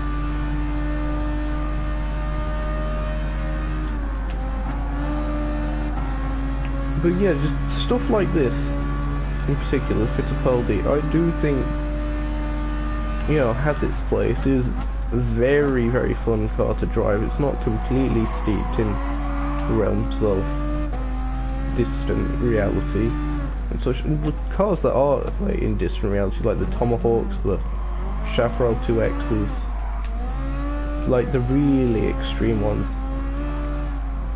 like they're just fun to have in the game. To be fair, just simple as that. Something different.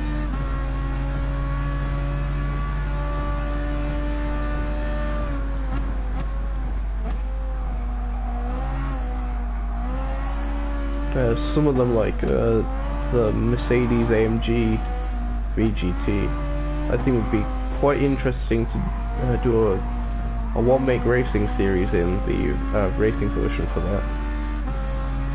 Maybe even a one-make with the Alpine in race mode.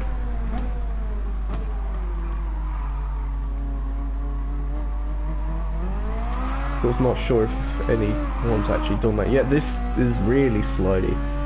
Okay. This livery, in case you're wondering, the way that the 14 is pasted over the Nürburgring number border, that's annoying. It's actually based on the Scuderia Cameron Glickenhaus SCG, in other words, 003C, which competed in the Nürburgring 24 hours. I believe it was the car that got pole position as well in 2016, I want to say. It might have been 2017, but it was when they ran the yellow livery. I think in more recent times they've been running a white livery.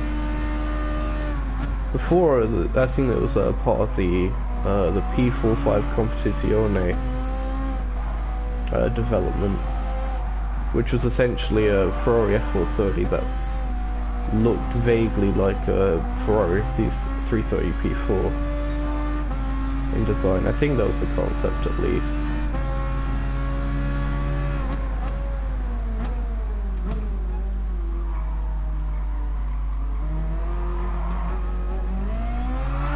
Oh wow, okay, it really does like to fight back.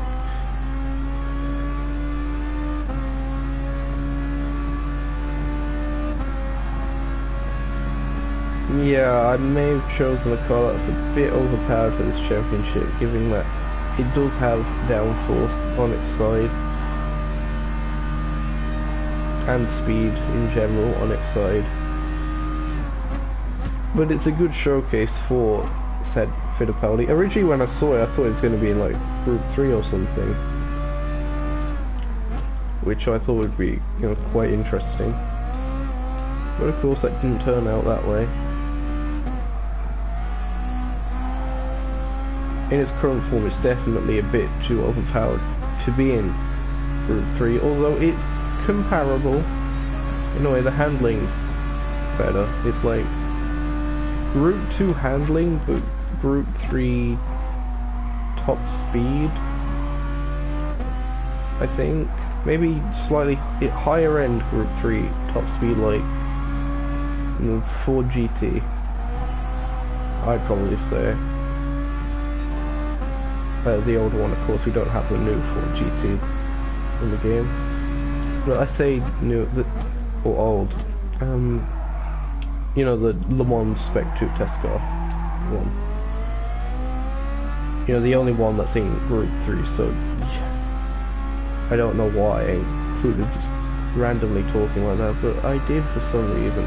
As we go into the sunlight there to show off how yellow the car actually is, and also hit the wall. However, there are more sparks coming off the tarmac than the walls right now. As we go steaming through this tunnel right now, here's the interior of this. The lights giving the driver an epileptic fit. He's foaming at the mouth right now. You can't tell because he's got a helmet on, but... So we go into my favourite chicane in-game currently. It's a very controversial chicane. A lot of people don't like it in the way it's designed. I personally do like it. It's very much a street circuit chicane, and for that I like it. It offers a bit of a different challenge. How it will punish you if you go over the curbs and like extend them a bit too much so the wheels go up front, as opposed to just riding the curbs normally. That's fine.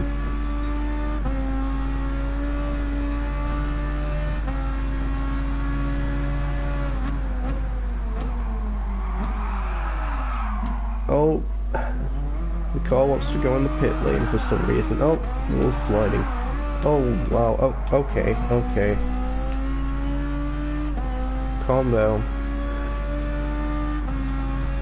It's a fantastic noise this thing makes as well. So, of all VGTs, this is...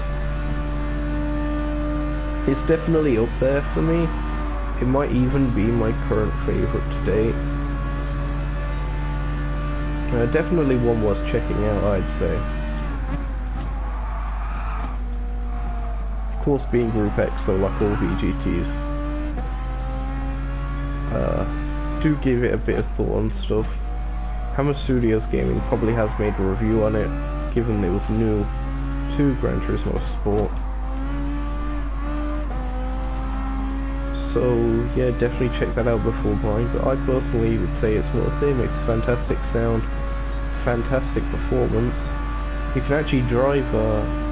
You can drive it in one of the mission challenges, I want to say. I think there was one that featured this on Tokyo East Outer Loop. I think it was that one. I remember it is a Tokyo layout.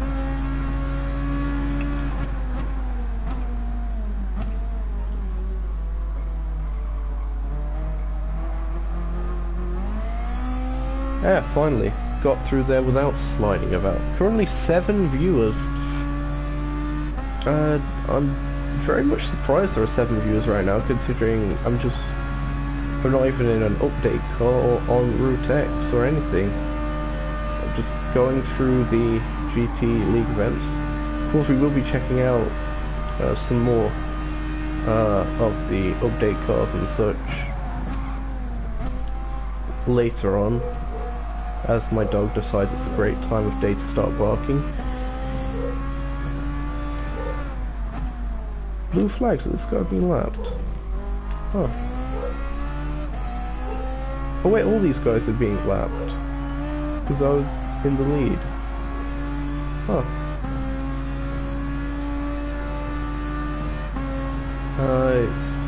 But yeah, some stuff that we've already had on the episode.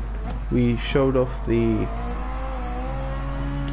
Shelby GT350 at the start. We had the Nissan 350Z a bit later on as well into the episode.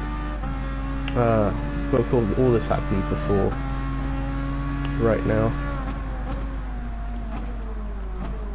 And we also recently just took the Honda Integra to Route X to see what it's like, as it was something that I believe was mentioned in the live chat, so I just checked it out real quick. Took a bit of a break from GT League, but this is my main focus, is getting these events done. The grip is insane. I am on racing slicks, but hards. It's just amazing.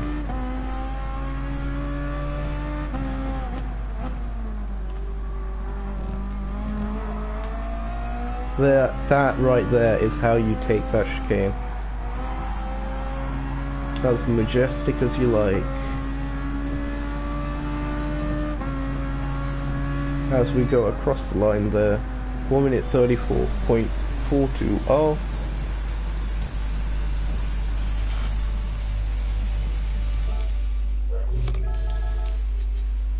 Got a bit of extra cash.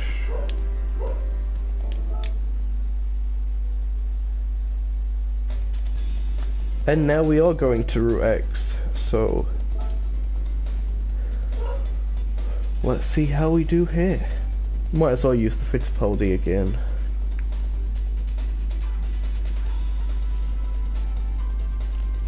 Yeah, you see, normally by now it'd be showing the car off, and then this sort of engine graphic thing just delayed. What's that, like the 5th time I've mentioned that now?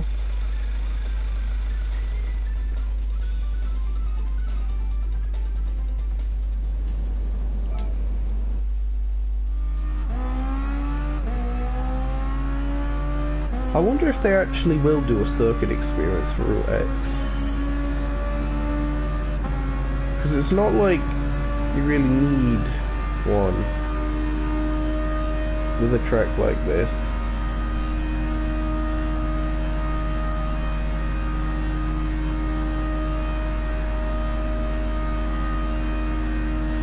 Okay, this might be a bit of an issue.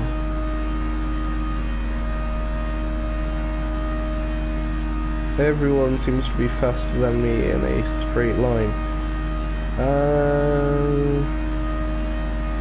And that's like the only way you can win this race. That's annoying.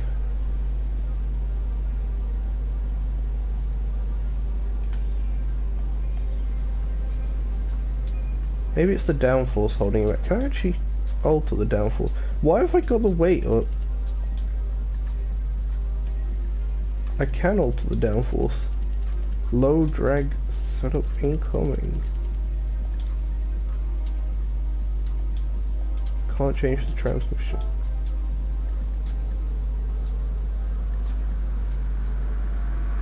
I'm gonna have to probably just change car then, I guess, to something that doesn't have any aero, but also has a lot of top speed. Minimal weight as well if possible.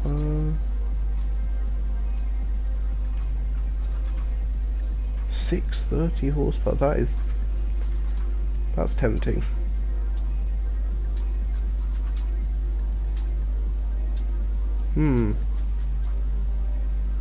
Without that,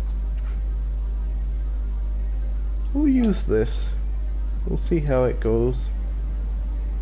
We might actually be able to tune it up a bit. Let's hope.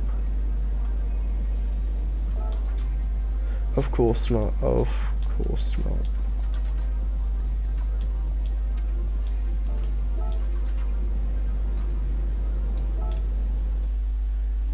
Well, let's see how we go.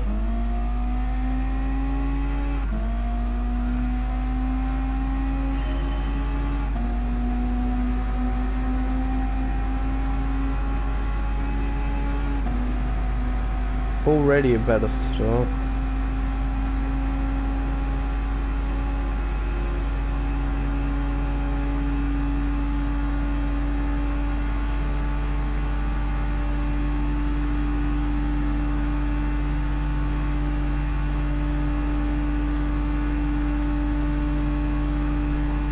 Yep, judging by the thing on the left, I'm definitely the fastest car of the lot, which is the only way you're really going to win this one. So this is the car to go for this particular challenge if you're struggling. Go for a Subaru Vision Gran Turismo if you haven't got one in, you know, from daily workouts and stuff like that. Then next best thing is probably the Bertone. Wait, no, it's not the Bertone, it's the Zagato. Keep getting those two confused for some stupid reason. Anyway, Route X. We're only at sunset.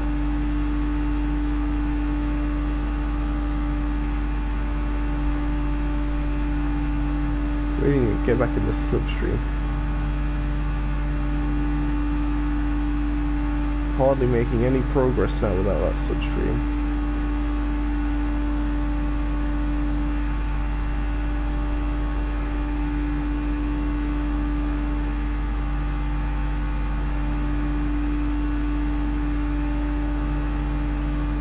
How does one actually win this?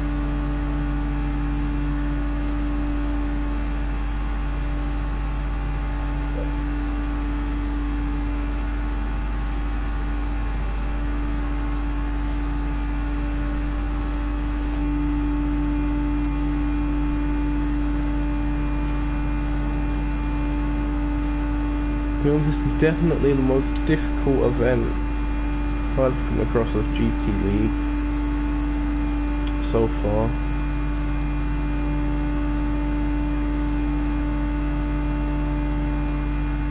Maybe there are faster cars than this Subaru,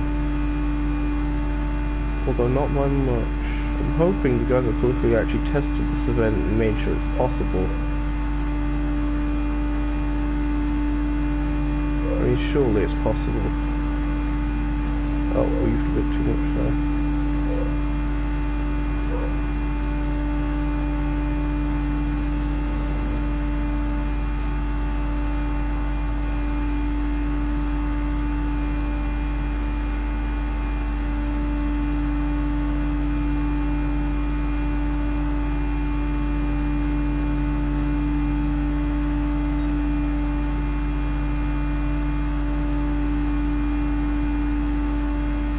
This quite simply isn't working out right now.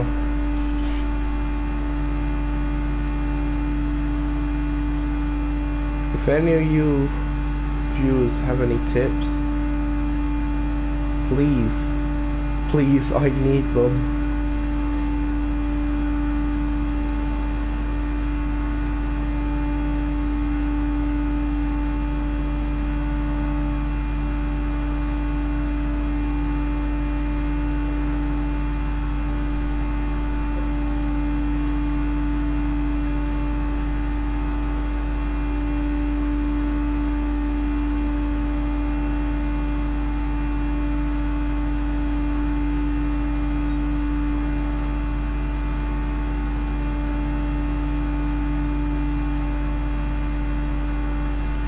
I'm literally just gaining thousands.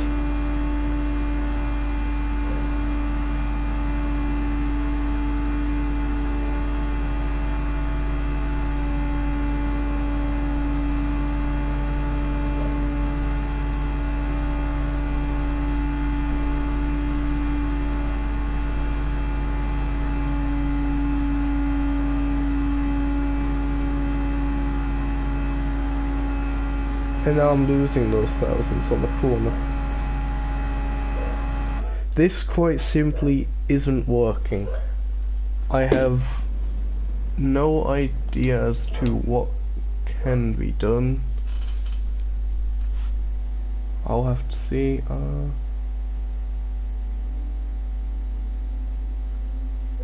mean, maybe that will. I'll try this in low drag. I don't think it's gonna work though. If it can't get above 205 miles an hour, then it's not gonna happen.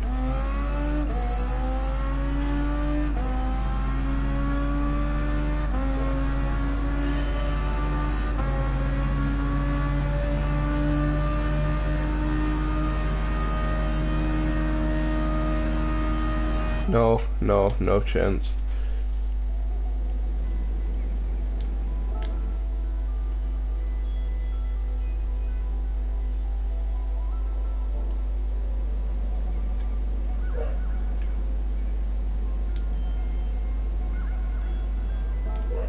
Wait, hold on, I need to check something.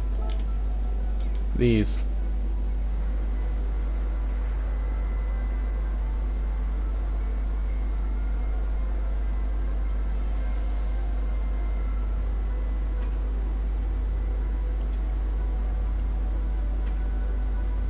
See, that has the most power, but it can't keep up. So we'll have to go for something quite lightweight instead and see if that works.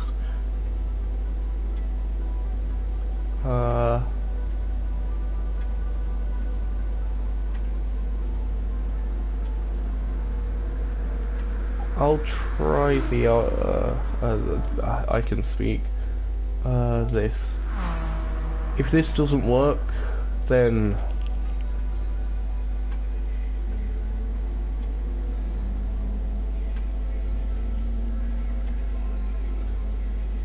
yeah, the thing is, I can't actually. Alright, I can modify the transmission on this thing. It's on certain ones that you can't for some reason. Hopefully this will work. I mean, I failed to see how manual transmission will make a difference when I'm just in like top gear and stuff. I'll maybe reduce that a smidge.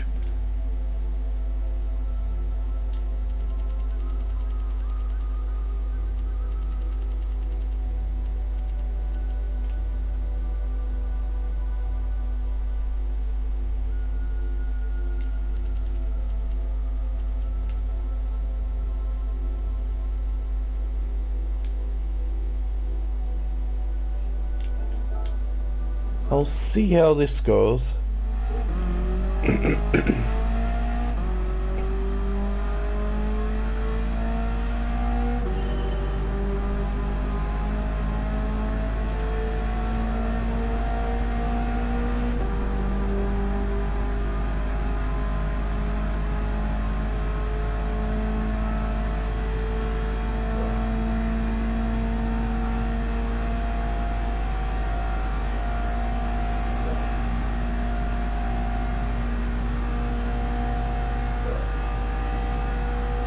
Okay, this might put me in with a shout here.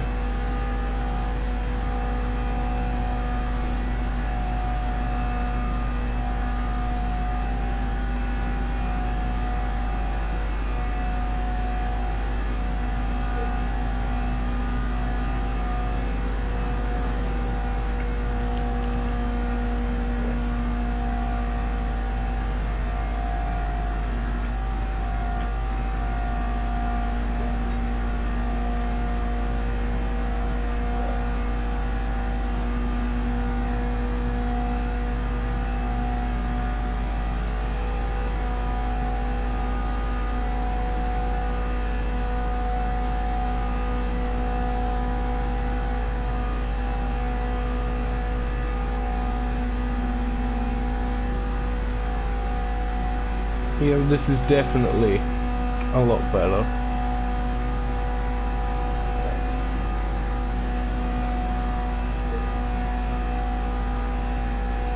However, the race isn't over yet. We'll have to see if it's enough.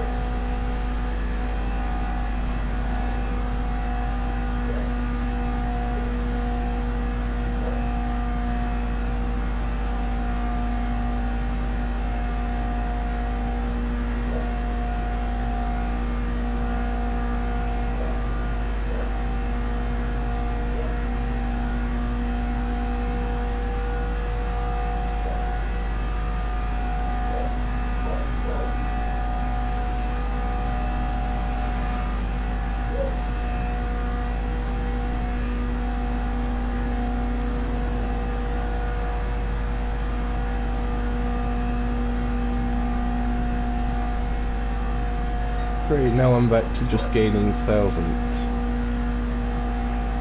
Fantastic.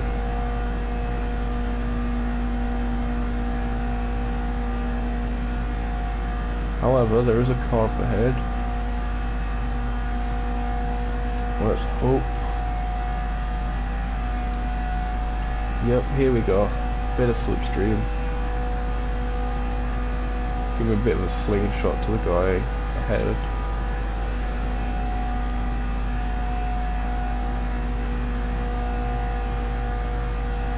Oh, who's like 7 seconds up the road. Oh, fantastic.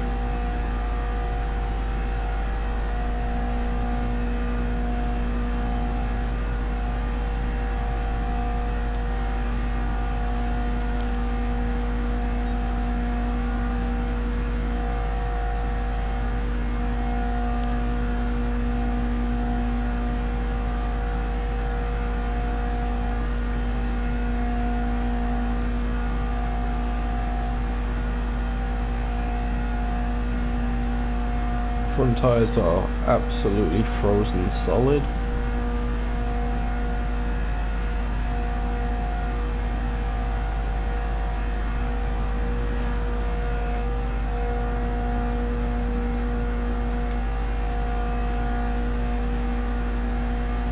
Only gradually catching up to the guys ahead. Once I catch up to L. Owen, then hopefully I'll be able to use him to slingshot to the guys up ahead again.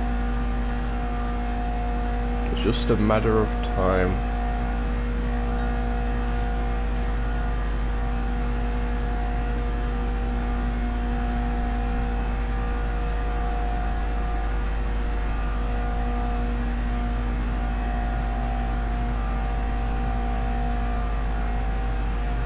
I'm gaining a fair bit more on the corner. I can actually see him now. Oh, he's actually dropping back quite a lot from the other guys, that's probably why. Oh, slipstream range. Ah, great. Oh, I'm in his slipstream range at least now. Get as much as we can, it will be needed.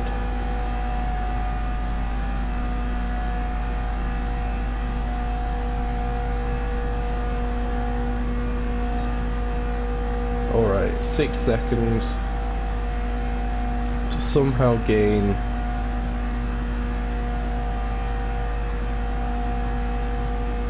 on the straight.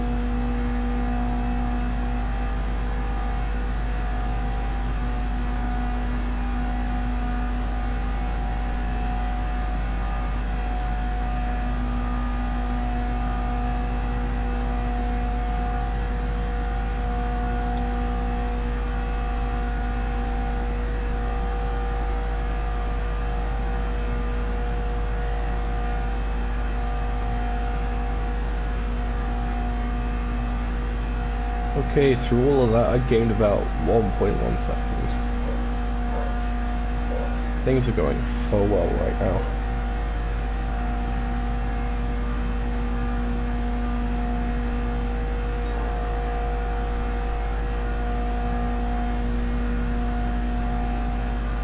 But they're up ahead. There's a corner. Let's see if I can gain.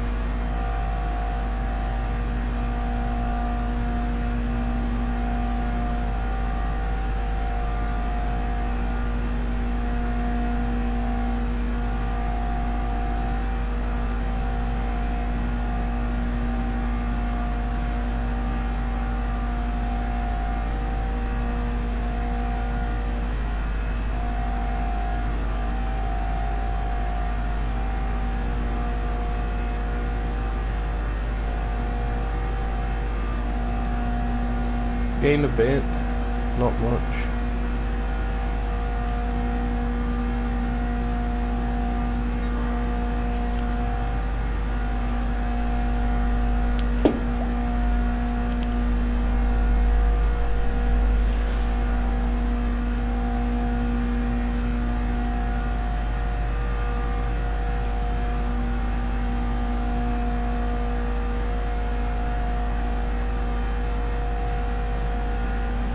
Probably I could get slipstream from back here.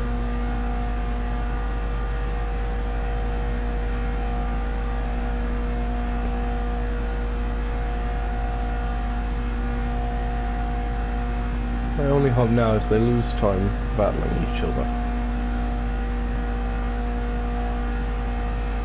Because on pace, there is no way I can keep up. Or catch up in time.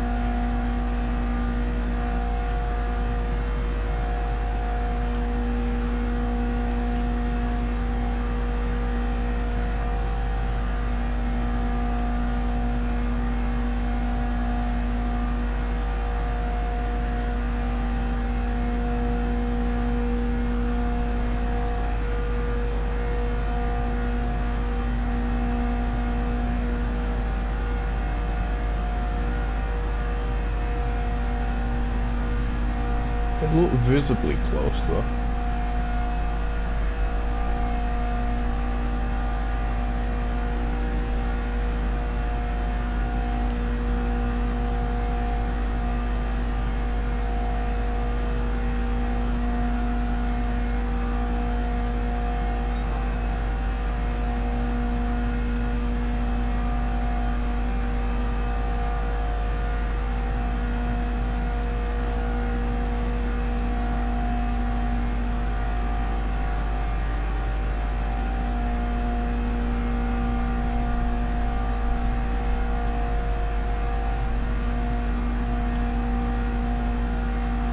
But it isn't going to be enough in the slightest.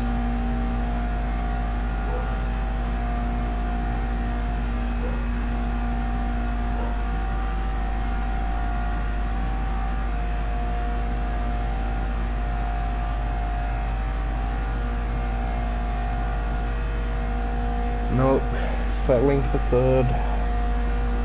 I'll do this in my own time.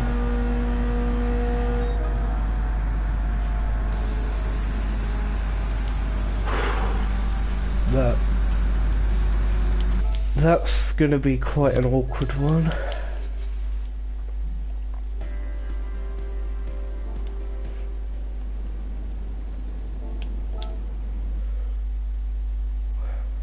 Well, I'm happy with third for now, at least.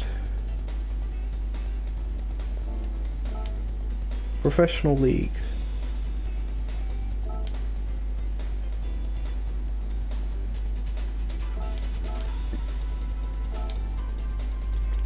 Let's go into this X2014 Nations Cup then. While I still continue to die, still recovering from a cold that I've had about a week or so.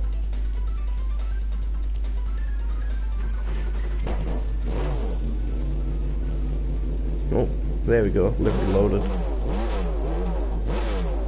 Wait, hold on a second. Why is the engine revving thing happening? We're looking at the car. Oh, need to sort that out. Anyway, a race that I think I might be able to win.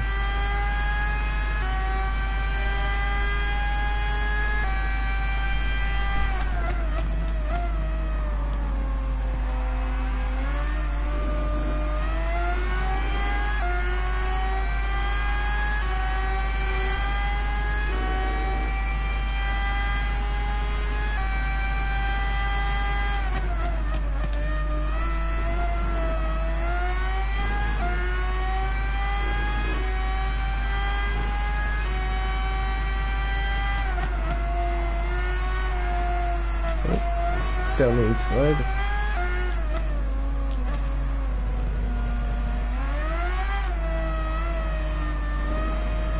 I believe they actually did a race in these, in the Nations Cup. I could be wrong.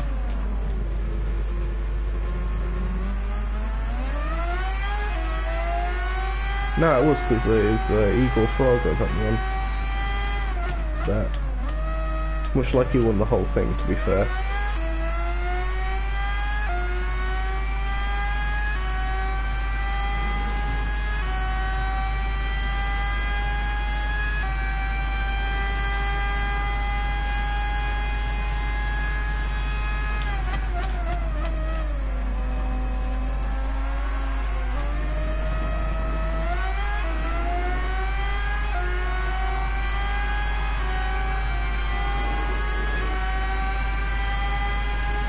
Been boxed in again.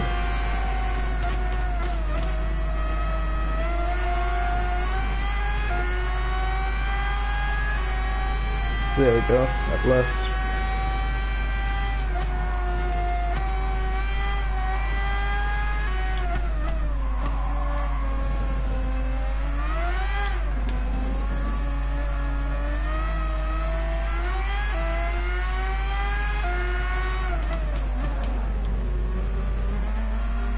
Just about got it stopped. Oh!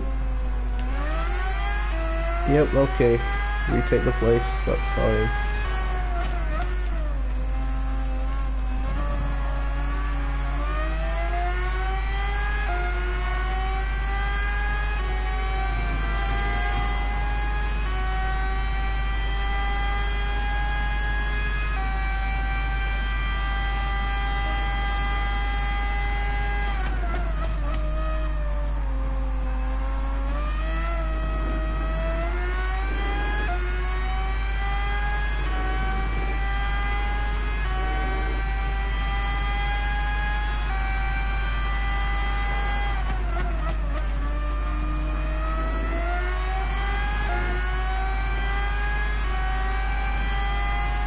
Okay, just about up to the top 5. Good progress. Oh, I just realised that the Australian livery for this looks a fair bit like a Toro Rosso at a first glance.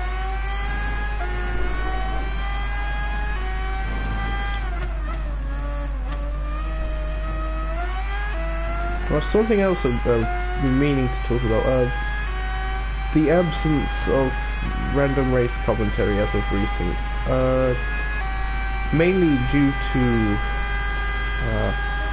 me just not really having the time for it, unfortunately, due to real life and we're coming to the end of the current Nukeshot Endurance Series season, so I've been very busy with all of that, but it isn't dead. I do plan on continuing it, as it is the main sort of series on my channel. There, I do have a guest lined up who I've been meaning to get on for a while, but due to circumstances and stuff, it's not been able to happen. But hopefully, sometime in the future, we will see how it goes. I can't really give a date or anything like that, of course, but hopefully sometime soon when I have a bit more free time. Oh, okay.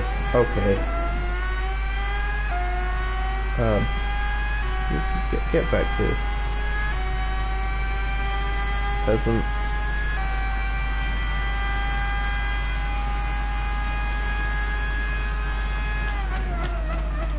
No way I'm gonna dive bomb into turn 1 there. Oh, round the outside. No. I think I might have given him a slight tap which boosted the speed. Thing. Yeah, might be wrong. Sparks as we go down this straight though. Also, I actually got a recent idea for another episode of Livery Workshop. Update themed as well, so hopefully sometime in the future I'll get around to making that. you'll have to wait and see as to what it is. A couple people know by now. I believe I mentioned it in the group chat what my plan is, but again, we'll have to see. Might have a few different ideas and stuff like that. I want to do more content. It's just a case of actually having the time to do said content.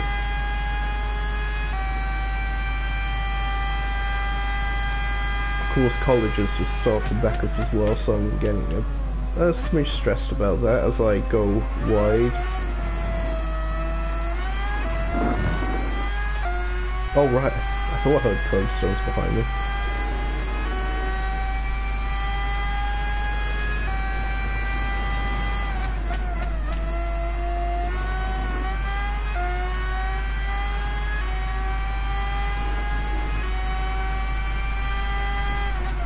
A decent scrap going on here with Kirshner.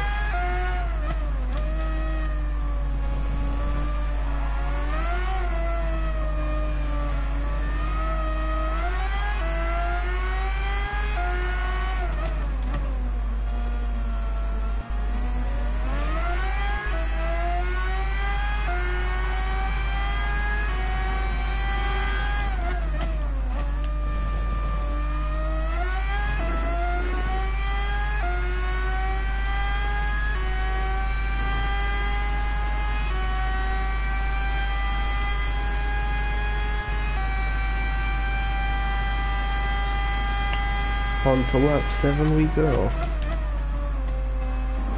Heavy braking again.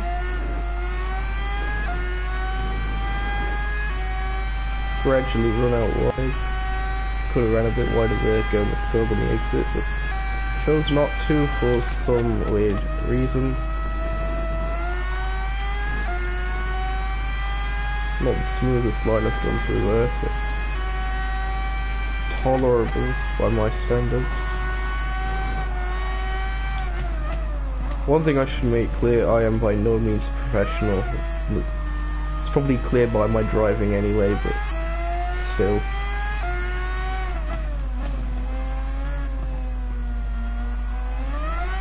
I am a humble Sport Mode B rank who hasn't actually been on Sport Mode since March last year, so that should give a bit of context.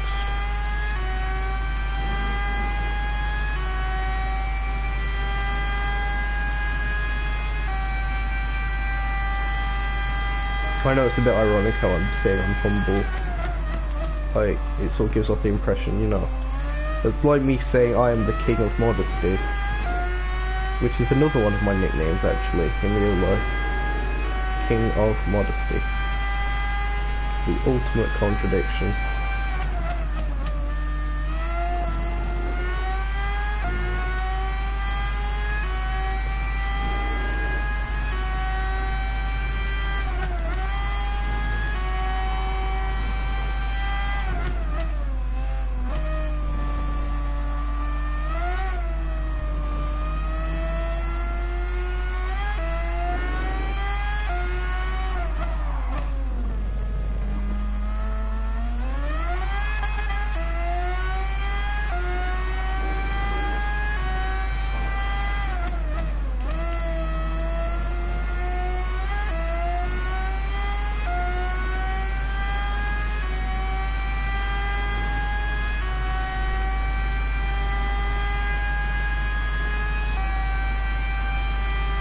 Oh, welcome SJ Gaming to the stream.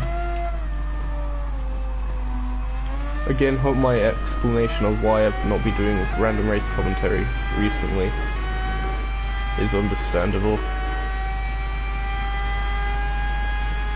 I know you are very much a fan of that series, judging by comments you've made in the past.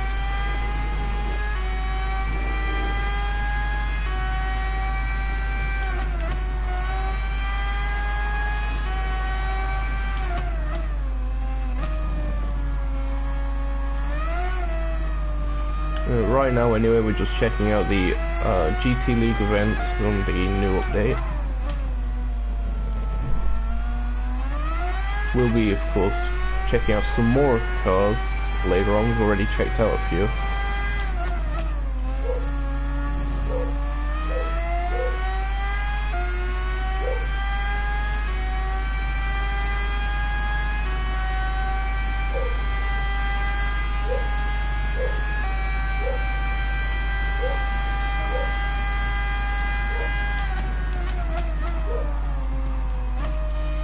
Say that your notification didn't work. I'm not sure if you have the notification bell clicked or not, but it might do something, it might not.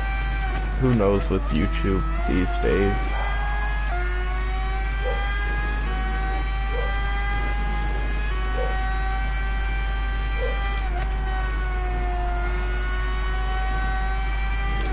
Either way, you're here now. You can watch the parts that you missed on playback after the stream ends.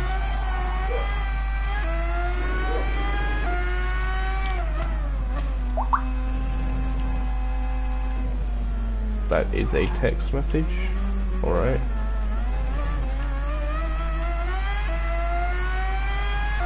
Text message acknowledged, and I'm back on track and focus.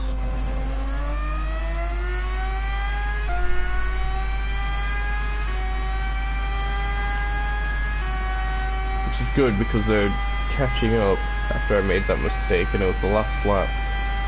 But we've just about done it.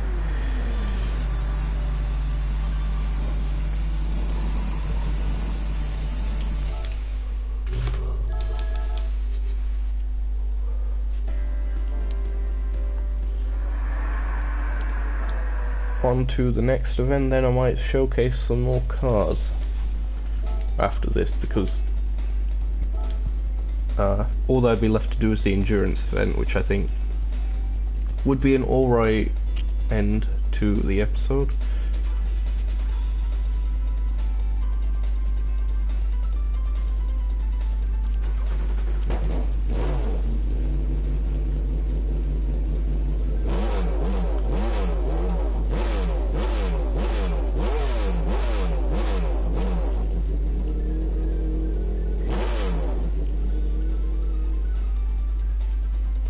It's now 9:06 in the morning. Normally I'd still be in bed, but yeah. Anyway, this is where the actual finale of the the Nations Cup took place. Lassard in these X2014 standards. It's where my boy Nick McCosey managed to get his third.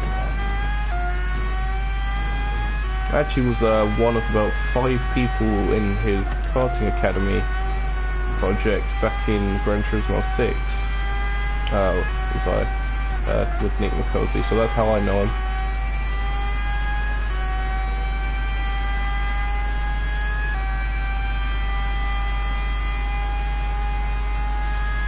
There's another name that you might recognise, Yomus74. I know them, I believe, from Mod Nation, which is essentially Mario Kart with customization that was for the PlayStation 3. I'll just lift there because I put the thing.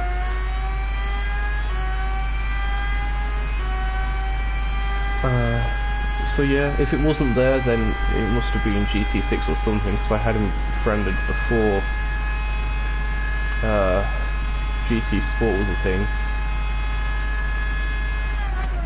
So yeah, currently ranked the top in France, if we're going by the results from the finals.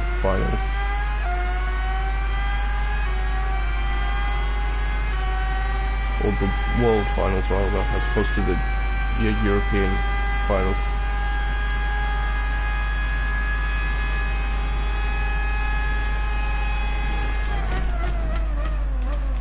Again, bit of an awkward cut there. CJ would be all over me if he saw this. Now that we're implementing him watching of penalties in the Nukeshot Endurance Series this coming week.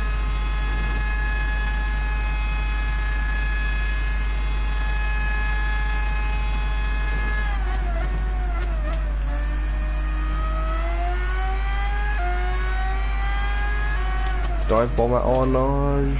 Oh, just about works.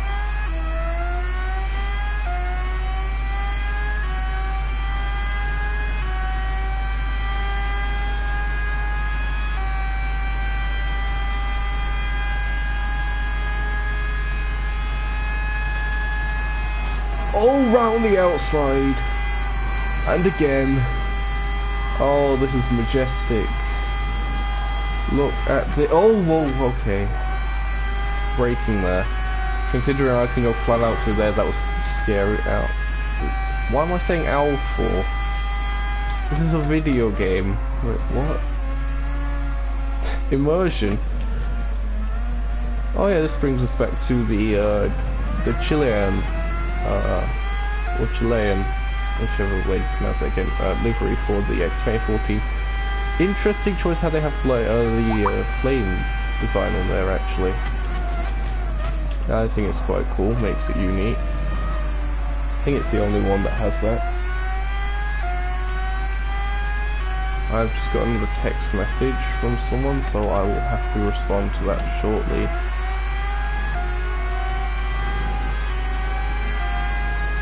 Oh, bother. Again. No need to brake there, but the AI do. Because the AI are peasants.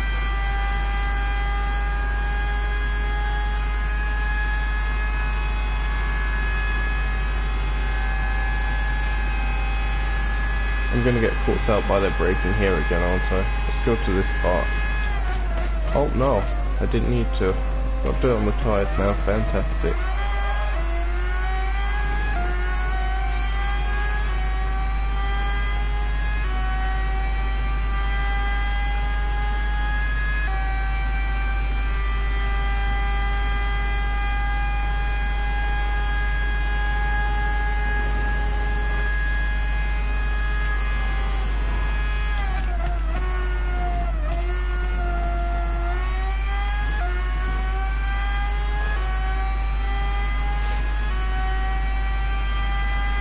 Slowly making progress.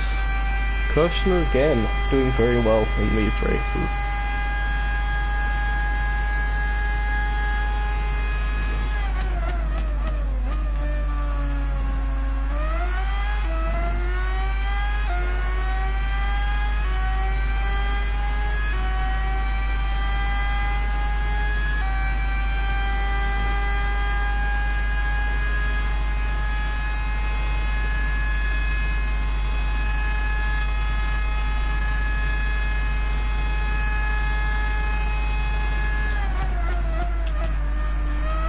All these three grouped together.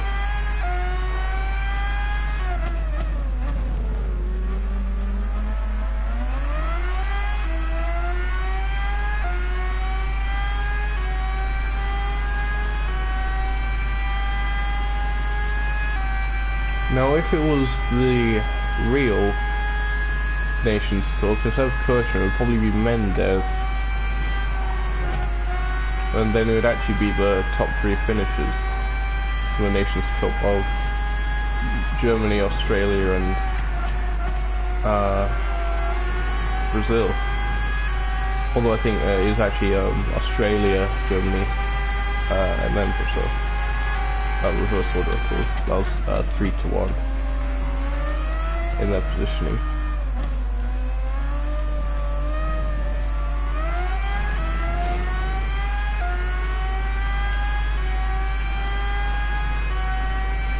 Last lap.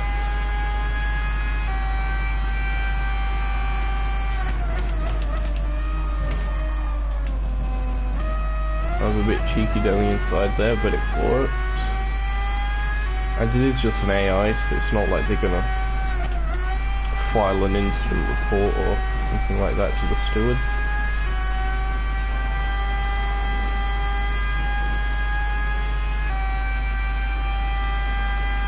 Right on the limit of Quatre Rouge there, the amount you can cut.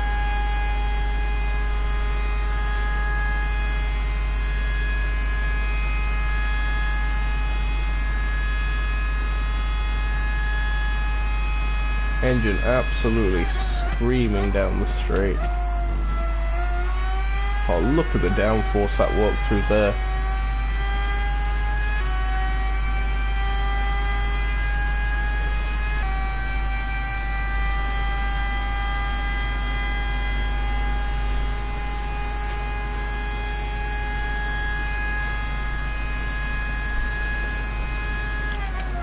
Oh, I've ran too deep. Bother. Saw that coming. Still 5 seconds up.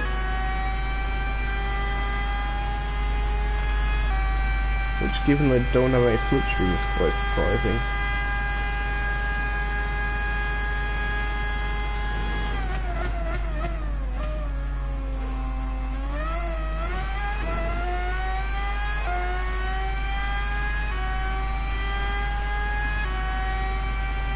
Yeah, still quite close.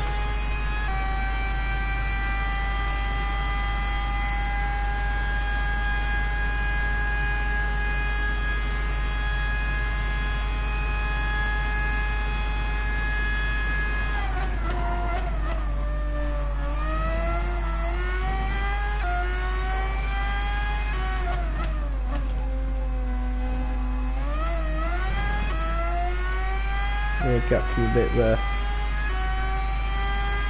Although they're closing up again. I think they've got a better exit than me. Zero on knowledge. Porsche comes. Let's go.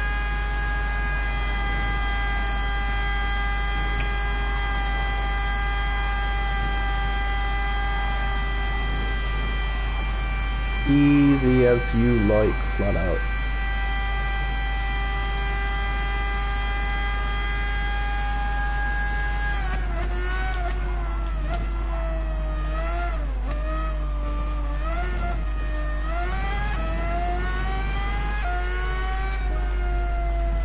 In the end, 8.5 seconds faster than the next first lap. Nice.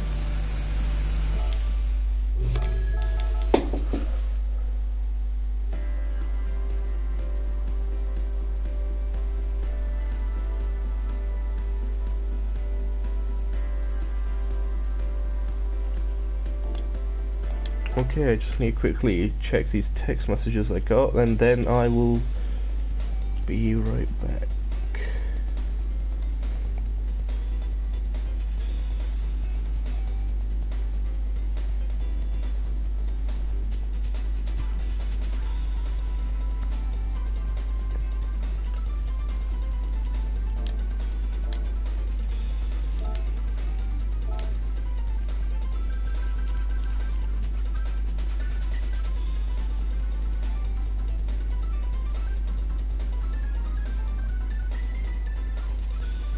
Okay, I'm now back. So we're leaving that event for a bit because we have some new cars to check out.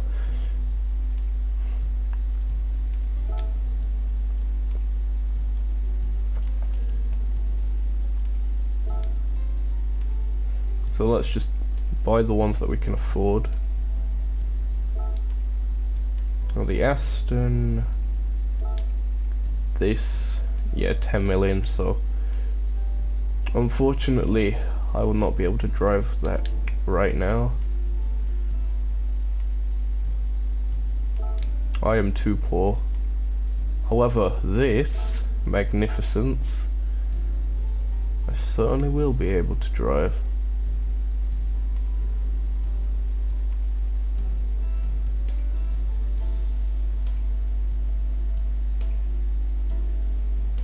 We'll go for the Reflex Purple, that's a classic TVO colour.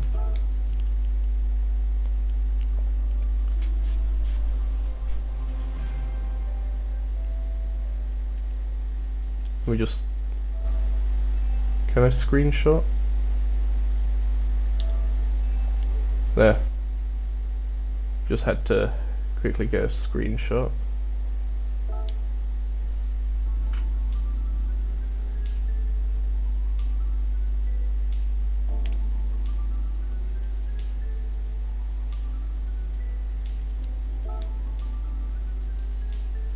Into BMW. 166 grand for a Z8.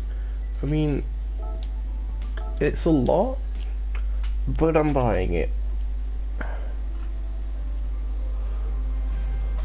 Or should I say it's a lot for what it is? It's not really a lot, but...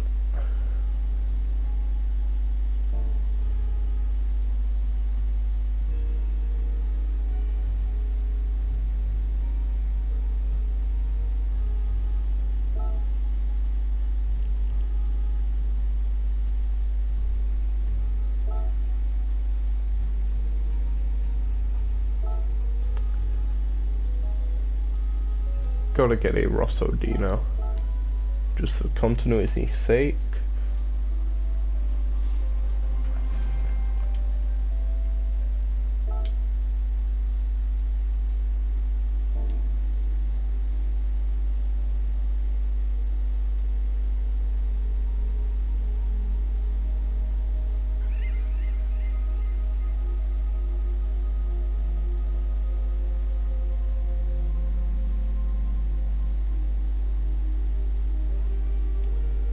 Hold on, I'm trying to think back.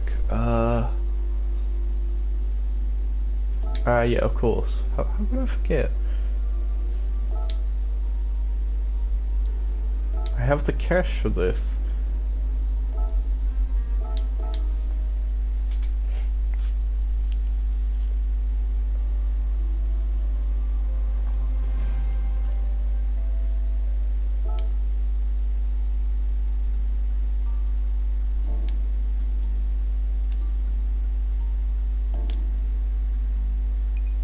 And then we already had the two others.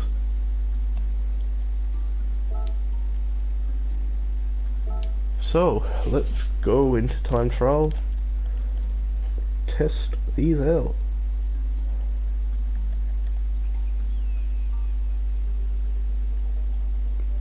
Yeah, I would do root X if it was a bit more technical, so let's see.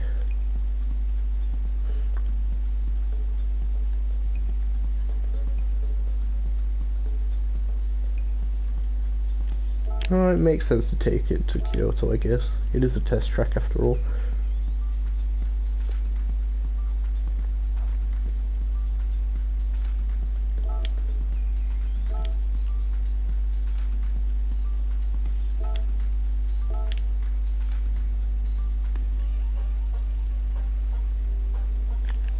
Look at how majestic that colour shift is.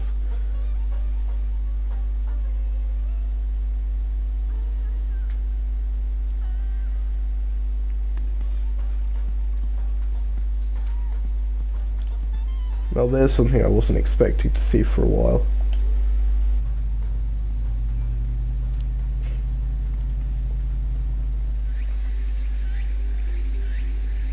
Okay, traction control off. That's another text message, no need to reply to that one. Let's go then, what's this like?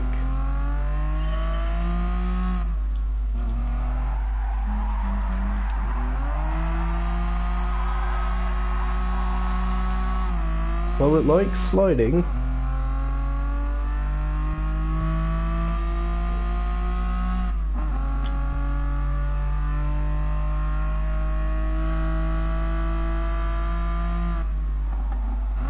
Well, shout out to Nikos for liking my activity. I've ran wide. It's always good.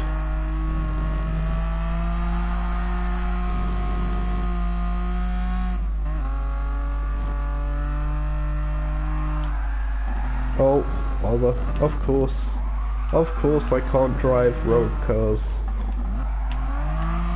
Okay, time to calm down and actually focus.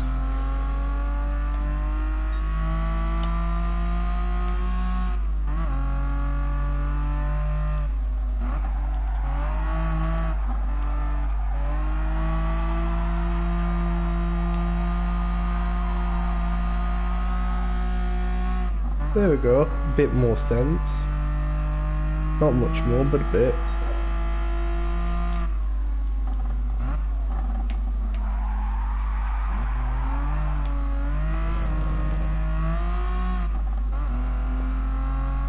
Definitely to do with the sports hard tyres, I think. is the amount of sliding. Probably stop on a slightly softer compound.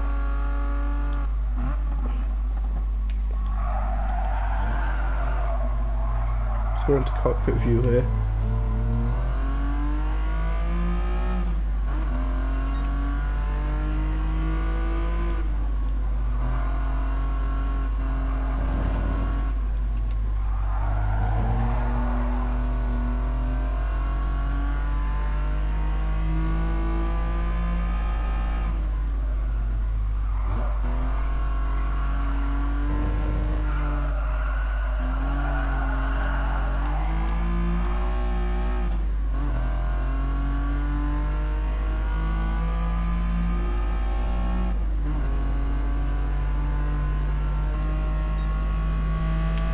Not bad at all.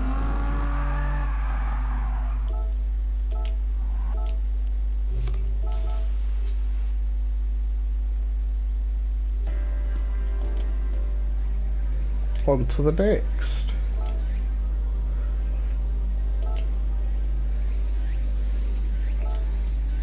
Sports hards again, so this will be a decent comparison. I think they're around the same horsepower group as well in N400. I think. I didn't look, but I think they're somewhat similar. Okay, it's smoother to drift. I might just have something to do with the fact I was very low end in third though. Unique noise. Oh, the flashing headlights on the ones on the outside room. So like the spotlights.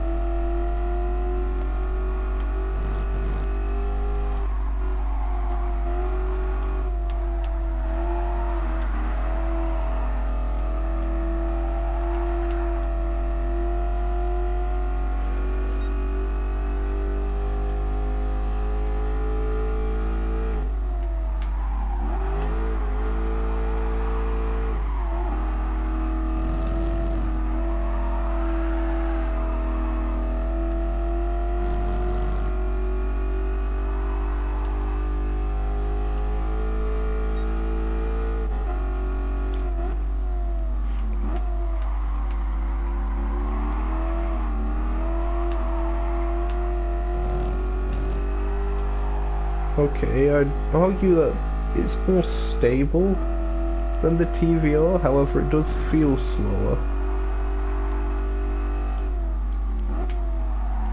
And the brakes are slightly better. I think. That's at least what I'm getting from it.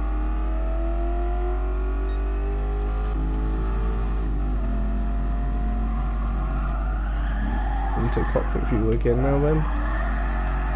Oh, okay. Oh, going off road.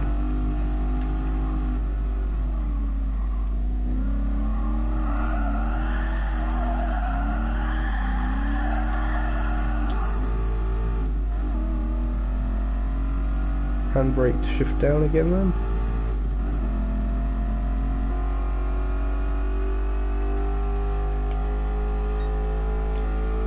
Not bad again.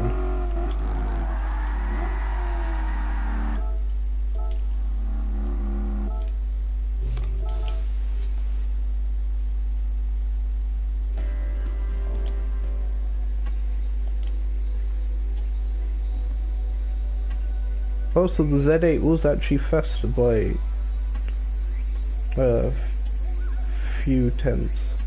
About 5 tenths.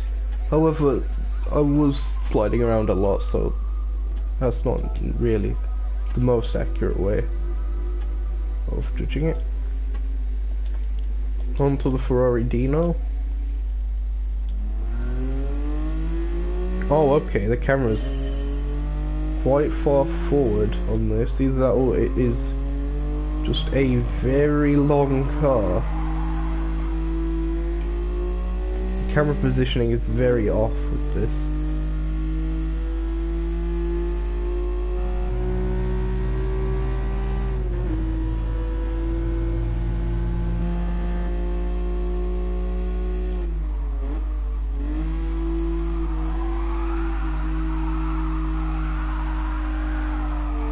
Drifting a Ferrari. What is this?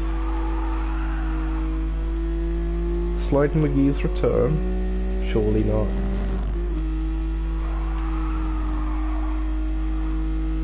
It does handle nice, considering its age, actually. Nice noise as well. Just the camera from the chase cam's a bit off. Car needs to be a bit further forward.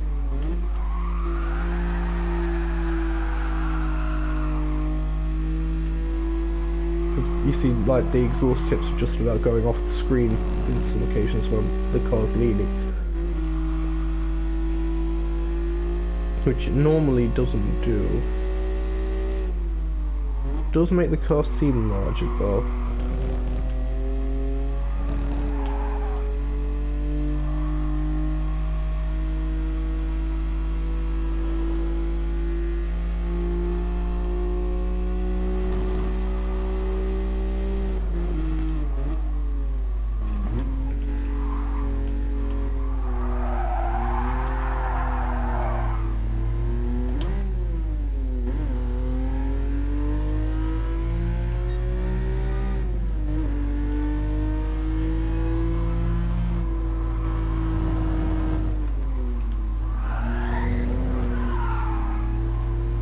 Bit of a cut there. Getting difficult for me to gauge with cockpit cam. But it's alright.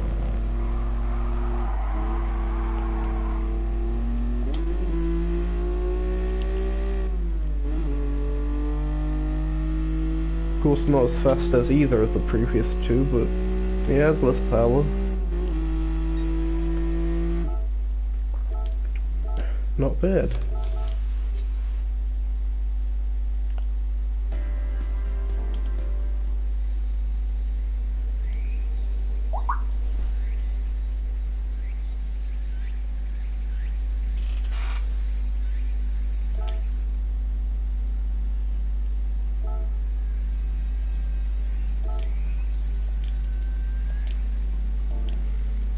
On to the next.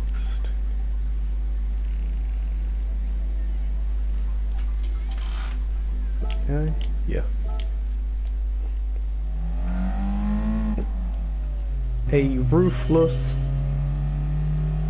Volkswagen Beetle that has been tuned a bit.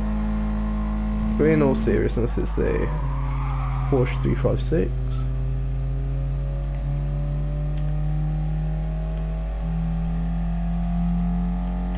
Well, it does look massive at the when looking back. It's just so small at the back, just because of the way the car is shaped like a bullet almost, or like the inverse of a bullet. It just sort of sleeks back.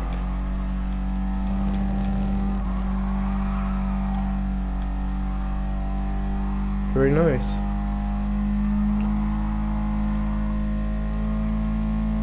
It was N100, so not going to be the fastest thing around.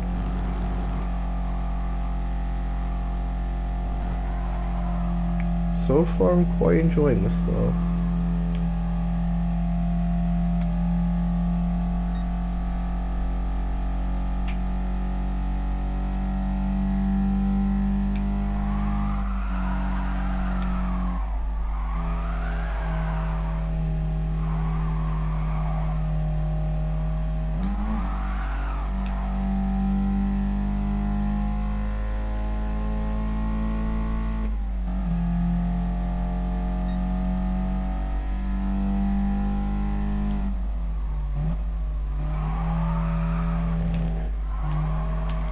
Oh, still just sliding around a bother again.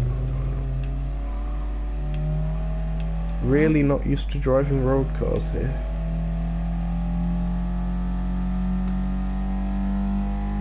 Especially road cars this old. And this slidey.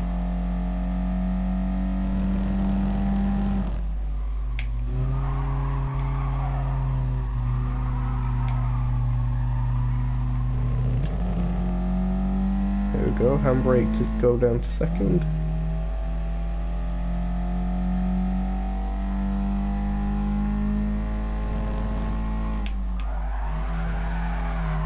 Ah, there we go. There's a sliding key to be proud of. Coming through the last corner now.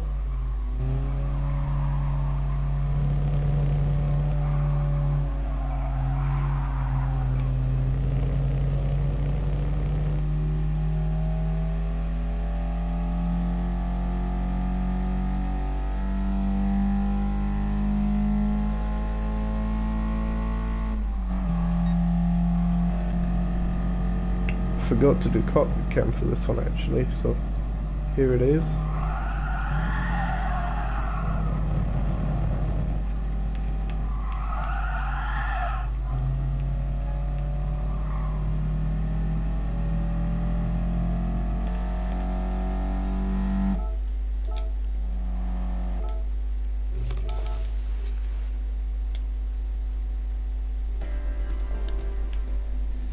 And while we're here, we might as well bring back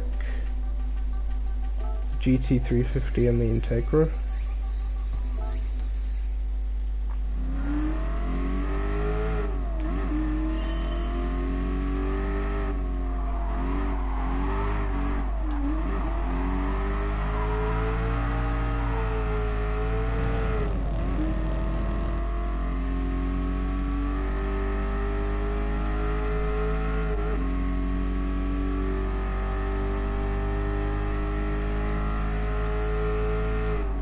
Of course, this is on sports medium, so not that fair of a comparison, but it is a muscle car, so I'll let it have the benefit of the doubt, as I still somehow managed to run wide.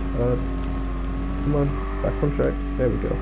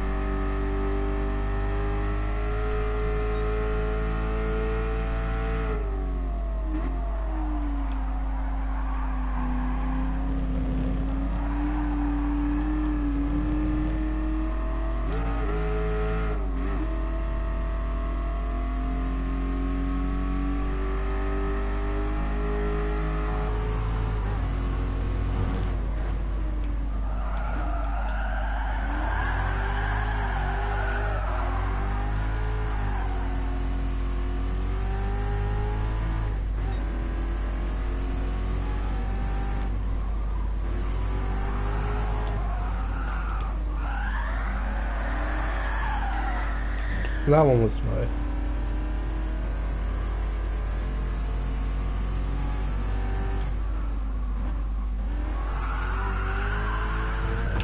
Oh, that one less so.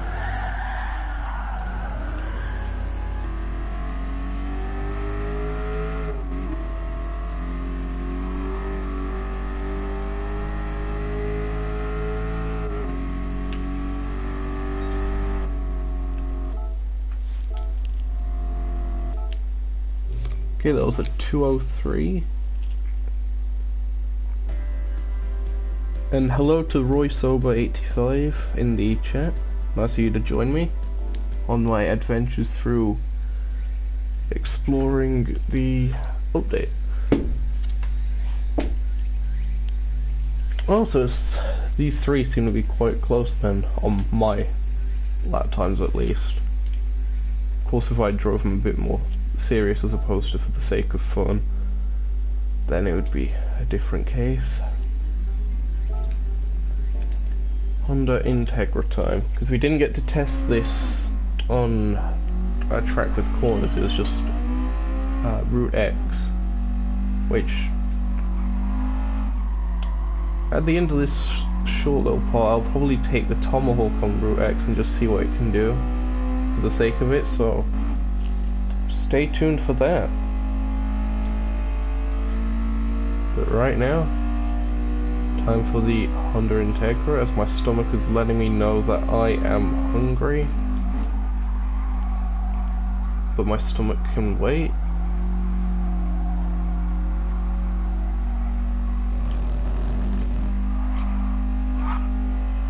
Oh, of course, handbrake doesn't do anything because it's front-wheel drive.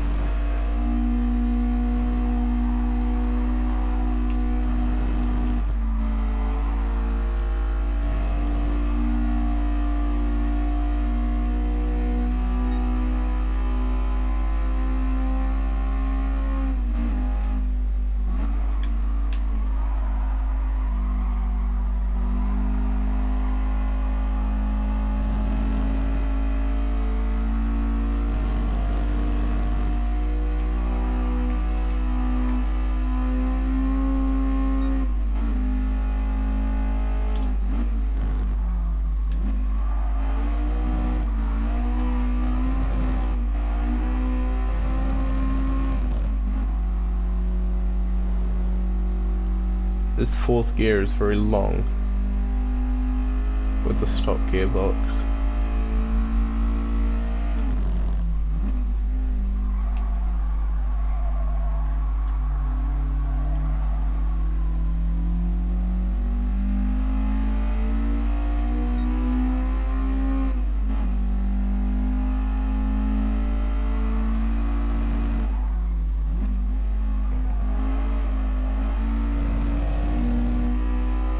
Interesting, you can actually see the acceleration of the miles per hour gauge increase a bit as it goes up.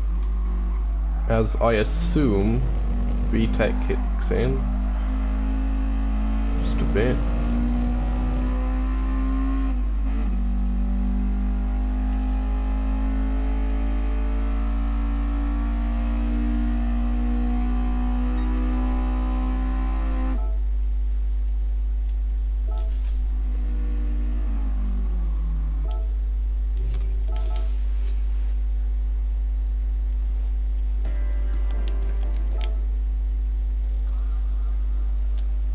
Okay, now time to see what lay Tomahawk. Wait, hold on. Route X is in the States.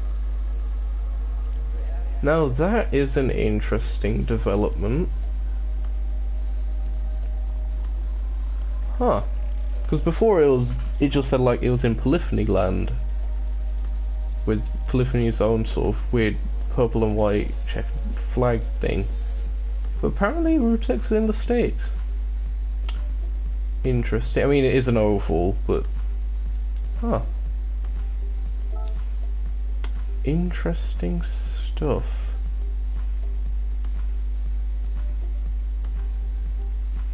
I shall see what it's like at this time of day, the earliest.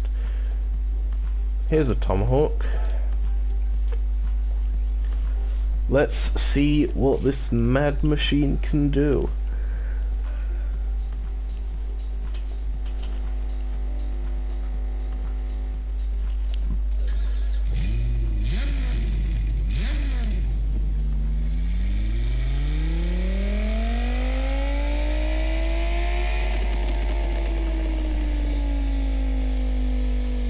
Fantastic sounding engine, by the way.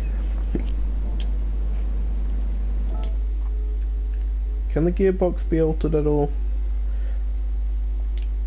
It can. So we shall. Can't be too long, otherwise it will just not accelerate. Although we have all the time to accelerate in the world.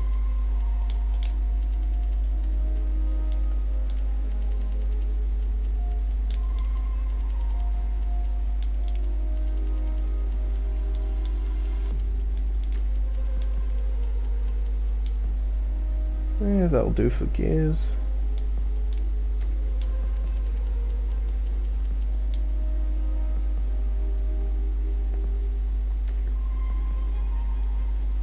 Let's see how this does then.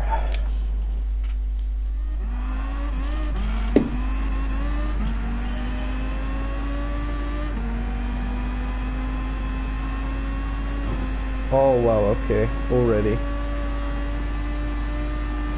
I think that's the differential doing that, to be fair. I think I've already messed that up.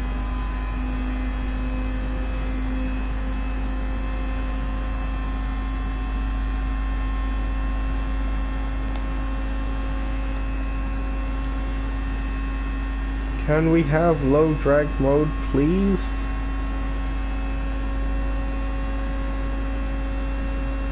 The arrowy parts have gone back a bit, but not fully, so it's not proper low drag mode. X doesn't do anything. What does square do? Square does nothing. I don't think there is that feature. Oh, bother. That's gonna get the community in a bit of an uproar probably. Although it gives them a reason to have manually deployable DRS, which would also be cool for the Mercedes F1 car, is to have that as a thing. Also, so you can just use it on this. Either that or they just make it so the Tomahawk X automatically goes into low drag mode at like 350 miles an hour.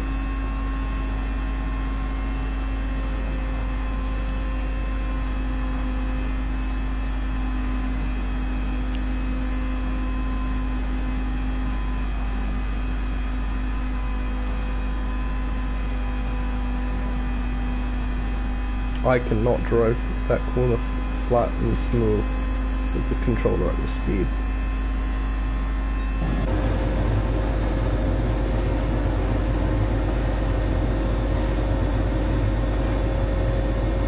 Can the revs go over 13,000? Yes, they can.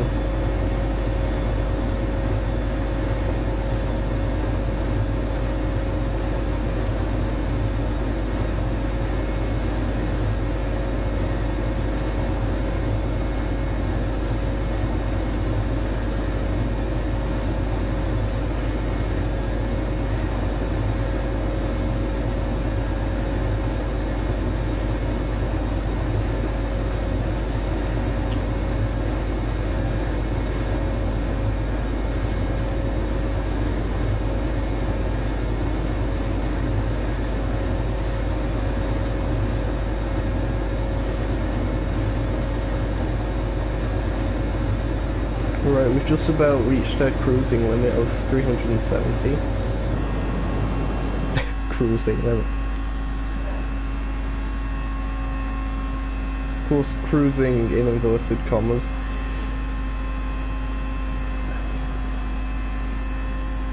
What kind of time can it actually do though?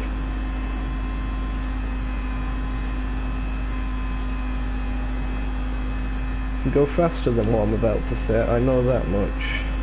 So I've been weaving in the corners and not had the fastest of starts either. 3 minutes 6.464. Alright then.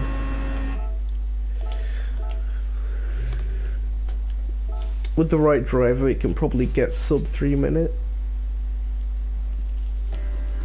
With the right setup as well.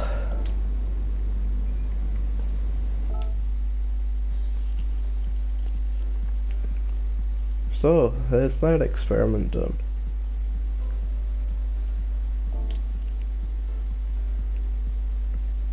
That just leaves us with one thing left.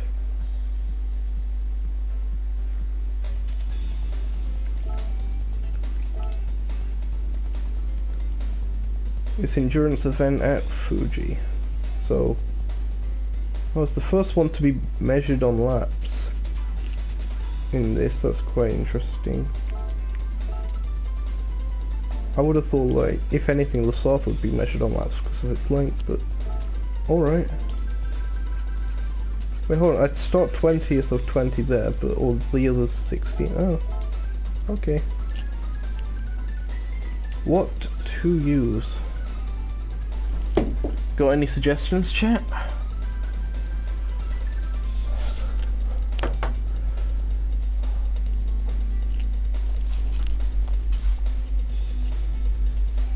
Any suggestions at all, and I will see if I can get it to work.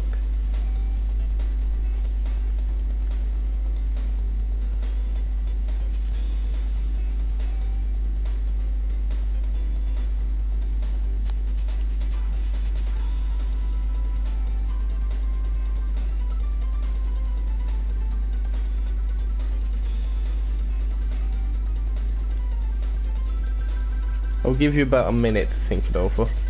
before I decide myself.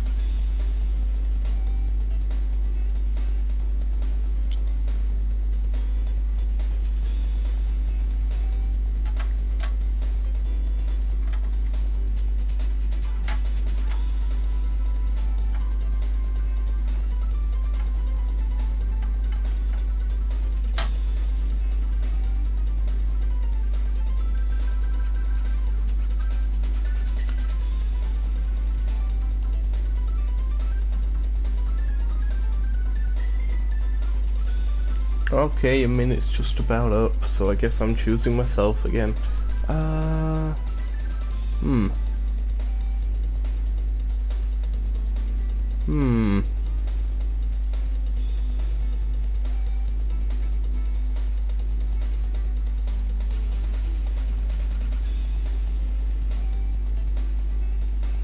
Go for this, I think.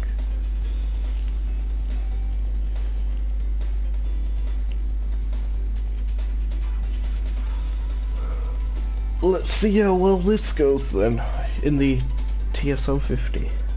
So I'm expecting this race to last about an hour. So I hope you guys are strapped in and ready to roll. Again, the fact that this livery was not designed to have the polyphony and number plates and stuff over them. That's a shame. Yeah, I think racing softs is a decent starting tyre because I think they start you off on lower fuel. Let's see how this goes.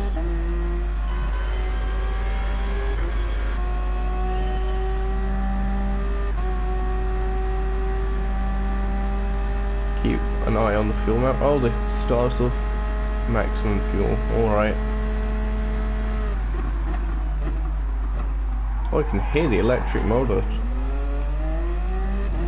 gaining that energy.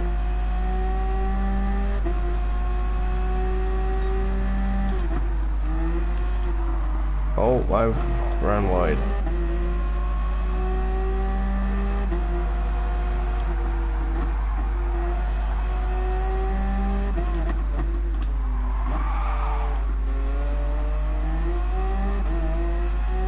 The acceleration is insane.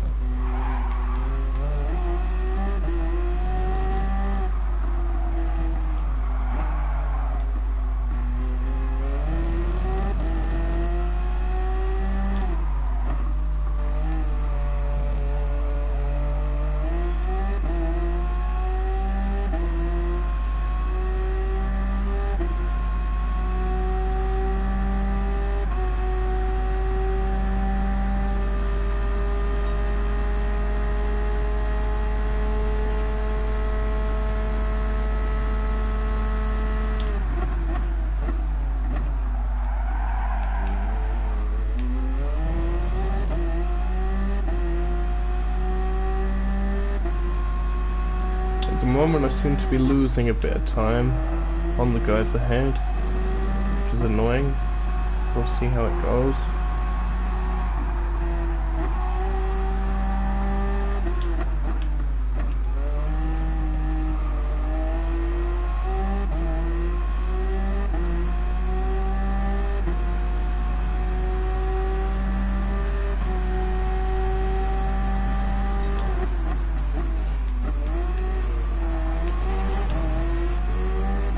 Just about past that McLaren there.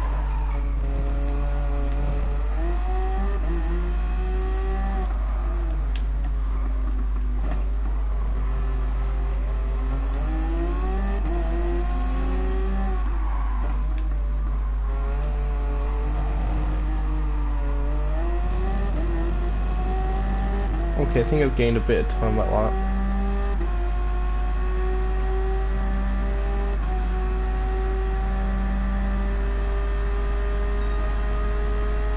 Oh wow, I've just noticed the last name of the guy in first is literally Escobar, and he's got the Colombian flag next to his name. That's jokes right there.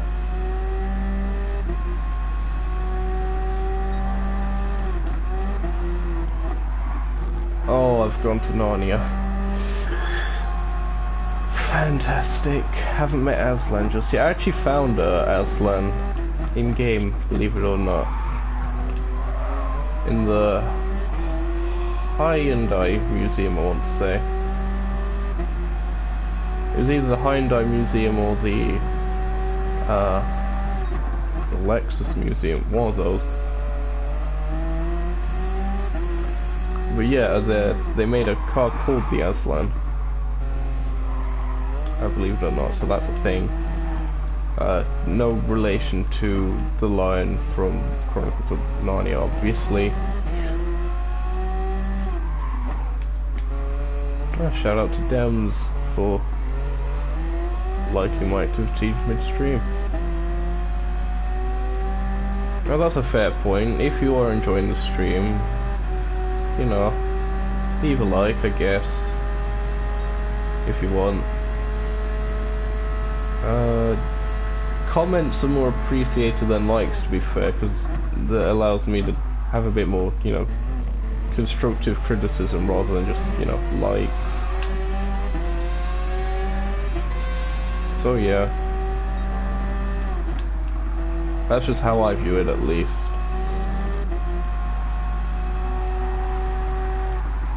Now that I've found a rhythm, I'm gaining a lot of time, I think. Oh, if I say I've gained a rhythm, no, I immediately lose it. Hybrid through there kicks in quite nice.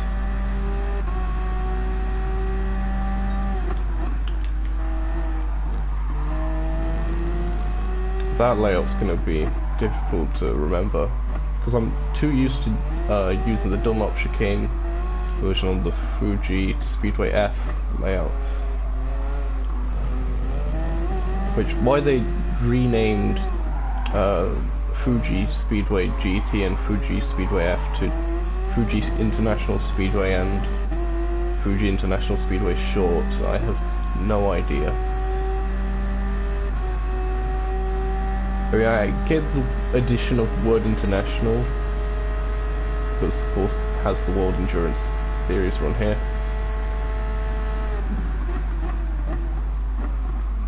But still, I mean, you say it's a short layout, it's clearly not. It just misses out one chicane. We could have at least like called it the no chicane variant or something like do on Monza.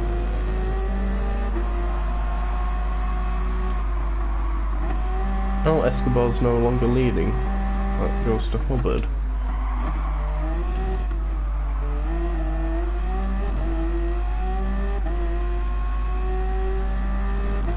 You can see the hybrid's working because the front tyres are wearing so much more than the rears. I believe we've got a couple comments now.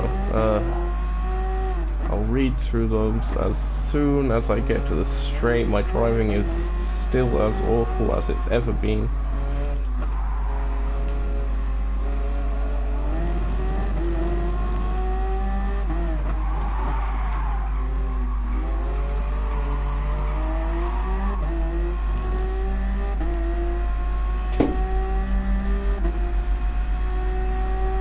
Yep, still going.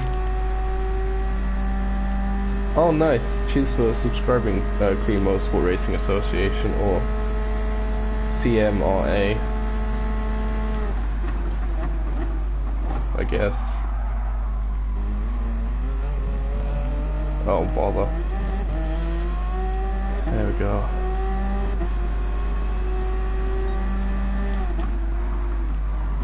Oh, okay, slow down like that mid-apex, that's alright.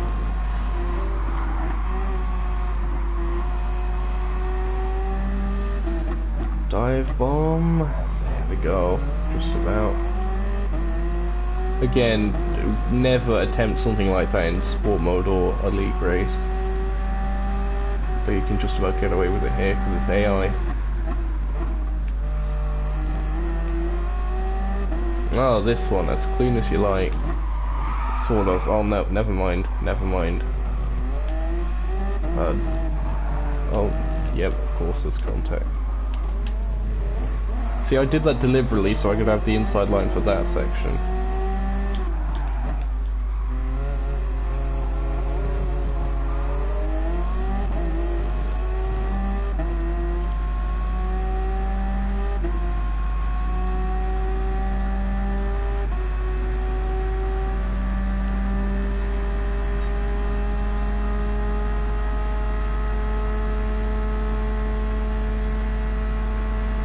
Back on the subject of TVR returning, something that I at least have been wanting for quite a while, I really doubt it's ever going to happen. Rebellion R13?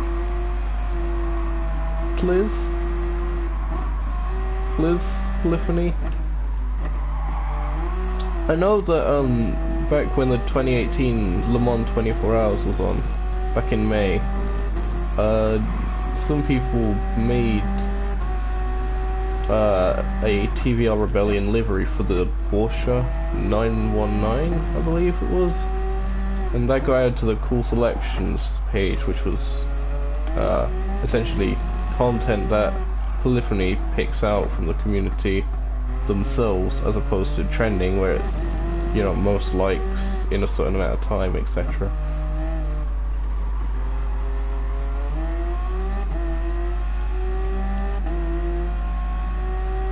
And yeah, 30 laps, it's an endurance race. It is GT League after all. But yeah, TVR Rebellion R13 I think would be a very nice addition to the already existing prototype lineup, especially because modern prototypes are going away at the end of 2019, or these type at least, because they're going to be replaced with the new sort of hypercar rules that the FIA have come up with to get more manufacturers interested and such, which I think is a shame because I like this sort of era of LMPs and such, but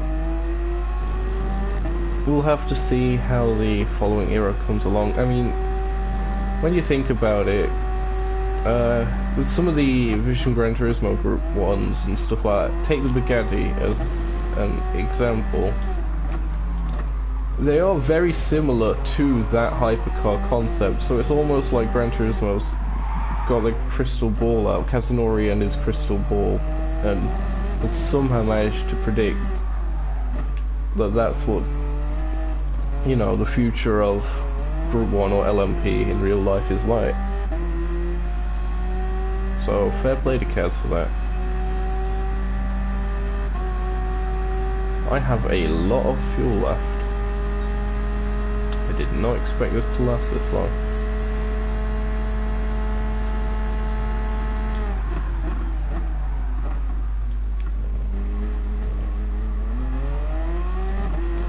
Oh bother. Oh, good. Just about held on to that. And also the Rebellion R13, what makes it unique as well is the fact that it's a petrol powered modern Le Mans prototype, whereas we tend to focus on the hybrids and stuff, while Rebellion, of course, being a privateer team,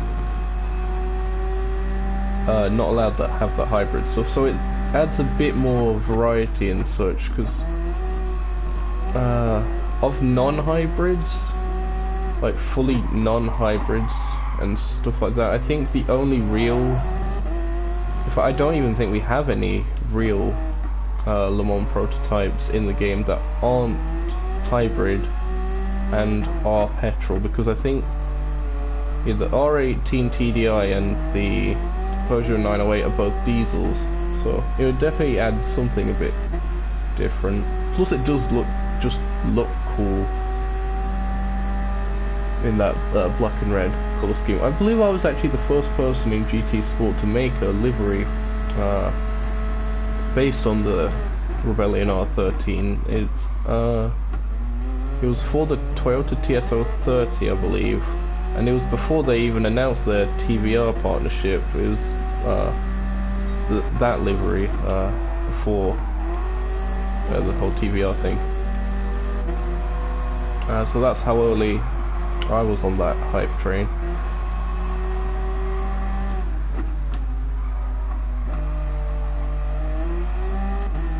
But of course, with the TVR being like a sort of title sponsor, main funder, or whatever you want to call them, for the Rebellion R13 project, and they're back in the game now, it would make sense. I guess you could add them to, if it was added, you could add it to the TVR dealership, I guess, or, you know, Rebellion get their own sort of section.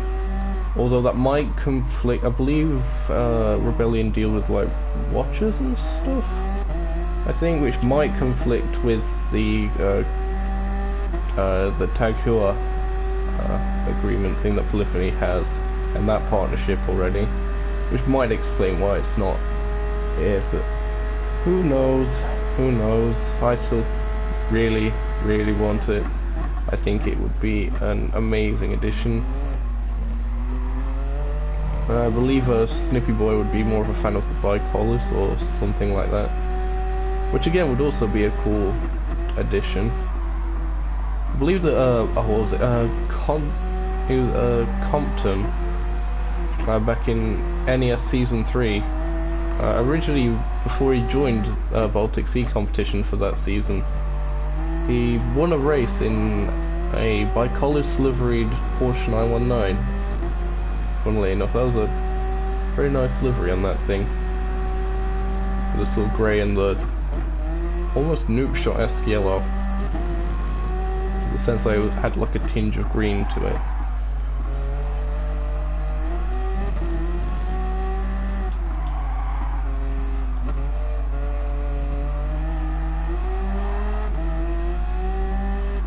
Well, we're finally in the lead after all that rambling. I can still do 2 laps based on fuel. I'm not caring about the tyres right now. The tyres can last. Well, one of them can't, but we don't have simulated punches in game yet. I say yet, I'm not sure if they'll ever come in GT Sport.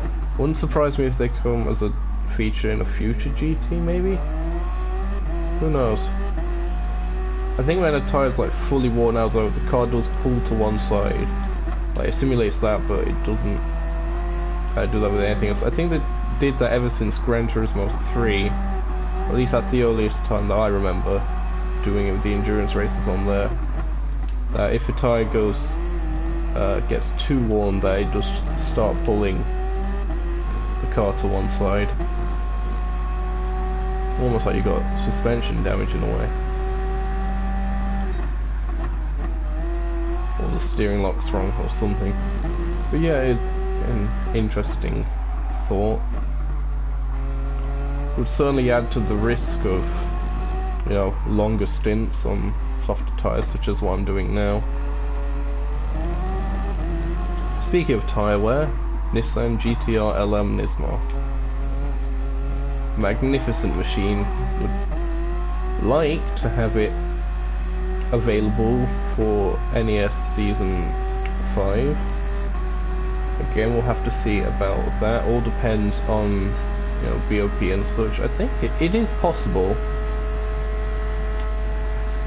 It's just a case of, you know, the tyre wear and such. Which hopefully we'll be able to balance out by making. We'll see. I'll probably have talks with CJ and Joe about that. They're the people that deal with the balance of performance in the Nukeshot Endurance series. So we'll see. Gotta put that on my to-do list. There are many cars coming into the pits right now. They're all using either hards or mediums, so that shows how insane my strategy is. But it seems to have paid off. How am I purple with tyres this shot? I know the car's lighter, but still, man. I'm gonna have to do a splash and dash at the end or something. Because a full tank only seems to have took me 13 laps. Which means the next time I'll have to refuel is around lap 26.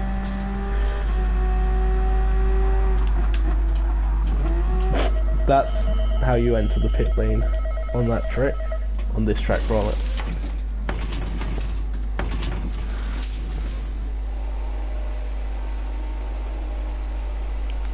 Fuel in, fuel in, fuel in. Fuel in, fuel in, fuel in.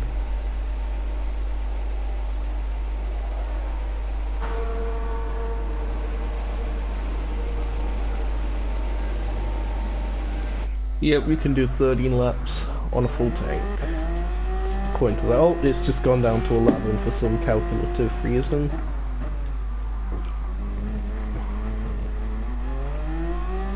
Well, it wouldn't matter anyway, I guess, if I had to do an extra stop. I've managed to somehow come out in the lead still.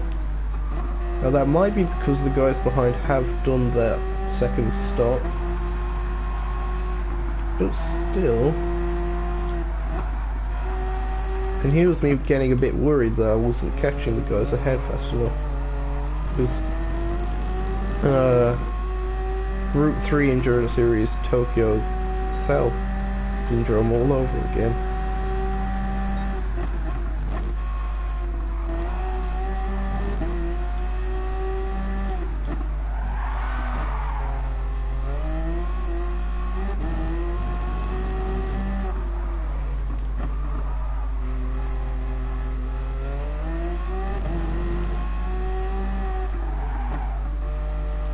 Hello Mazda 787B and your screaming 4-rotor engine. Let's see if I can run side by side. Oh, listen to that.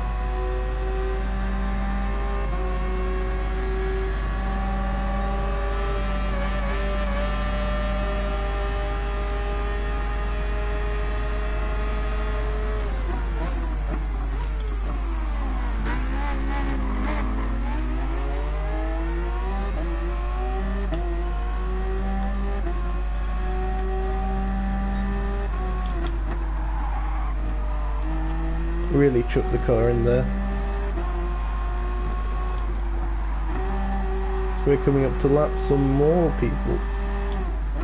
That looks like an R18 TDI to me.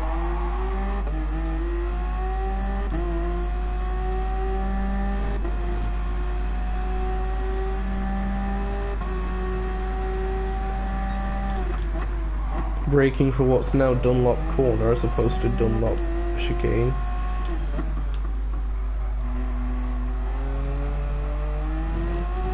Coming through Lexus, I believe.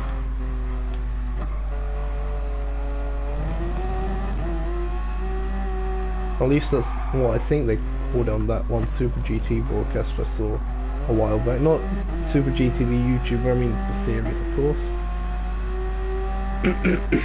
I mean there is a 6 on my car, but still.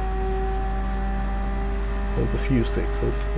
Well, there's one there, but let's ignore that.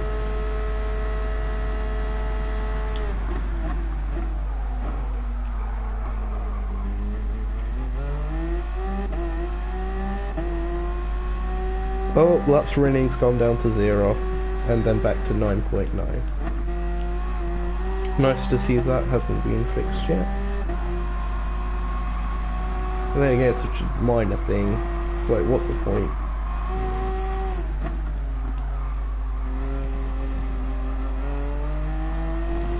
Especially when it just switches back after you drain it a little bit.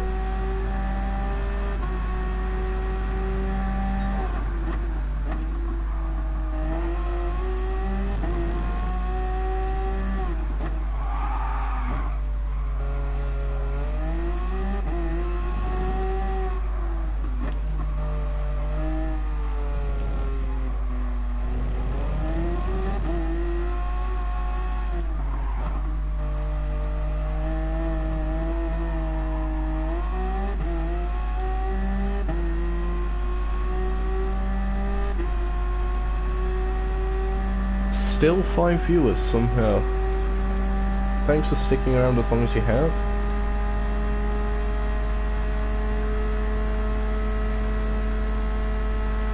Hope that the small talking points that I keep coming up with every now and again are enough to keep you entertained. As well as my pathetic driving skills, of course. Who can forget about those? 3/10 up in Sector 1. Oh no, I've gone to Narnia. Bother.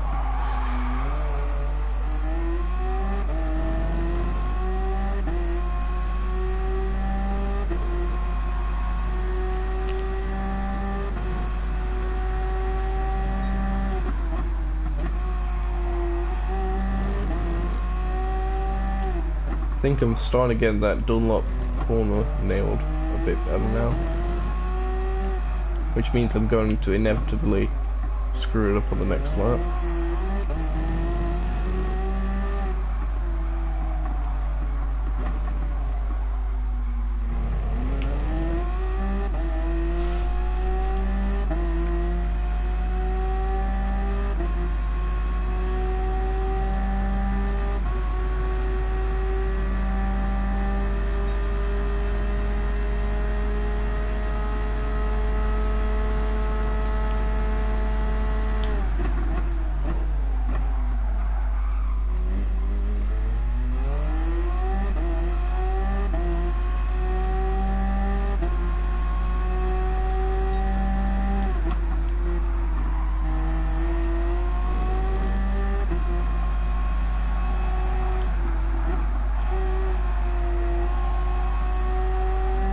Okay, Hubbard's into the pits now.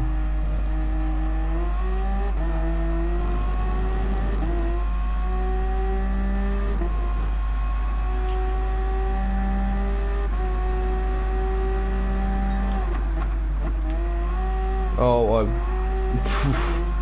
I might get away with that if I'm going by NES track limits, like by a fraction of a millimeter. I thought that was a Group 2 for a second, but no, it's a Jaguar XJ-R9. This also makes a nice sound. I'll see if I can get side by side for a smidge. Although it is pulling away on the straights as you would expect.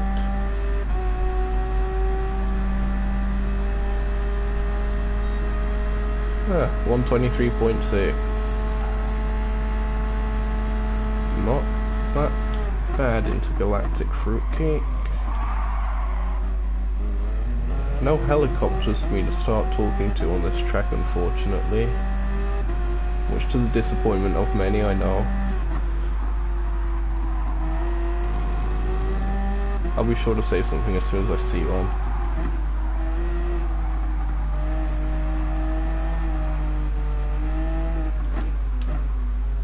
Oh, the noise isn't picking up that well for them. Let's advance.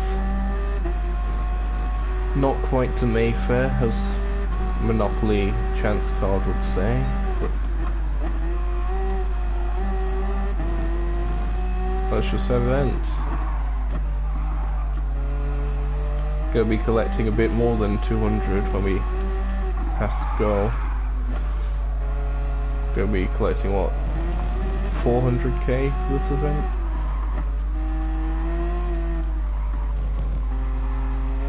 Something like that anyway.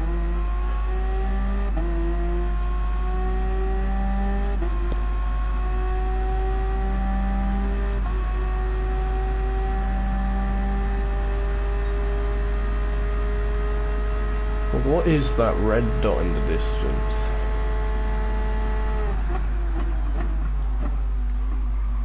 At least it looked red for a split second there.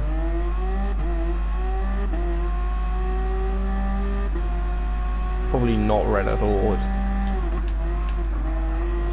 probably blue or something.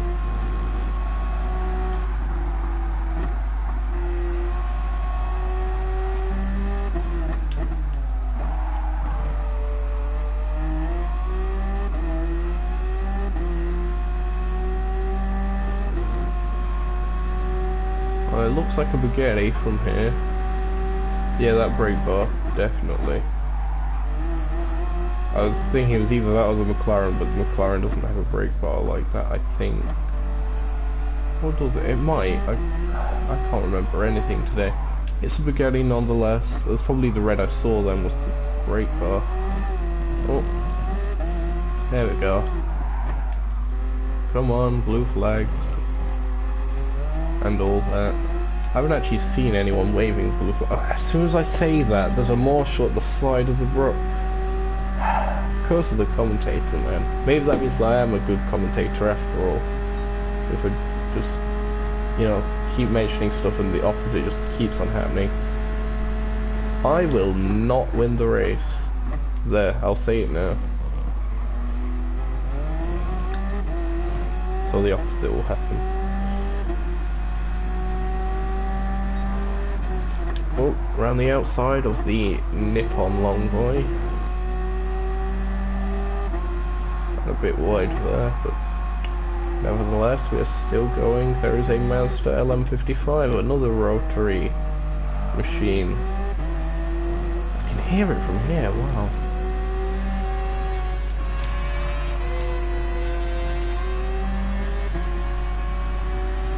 Just trying to get close enough to take a sound.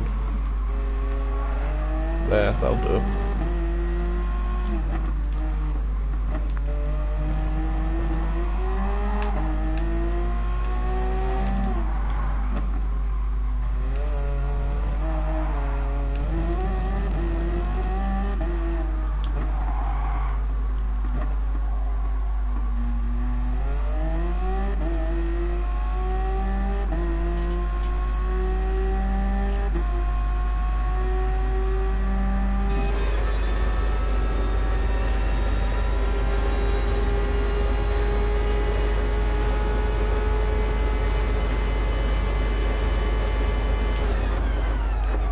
Right, the percentage gauge must be the hybrid then. Let's see it go down. Yep. Interesting stuff. Oh, it seems to gain even when I'm not braking then, it just when I decrease speed. Probably more potent when I'm braking, but still. It's interesting to find that out.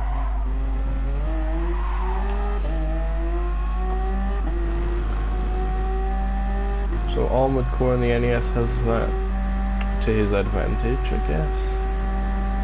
Oh, and Gugus. And whoever else in the Martini/Rossi lineup. Used to be Tetsu as well, but Tetsu sort of vanished off the face of the earth for some reason.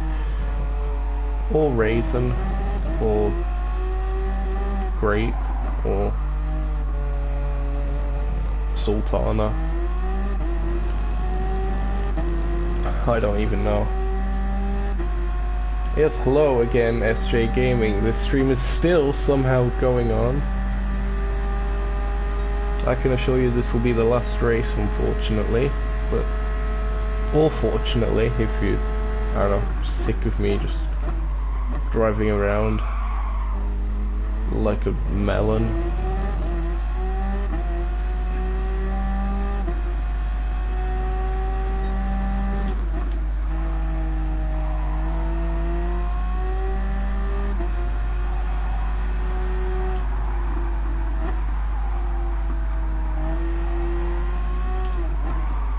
Oh, it's the 787B again.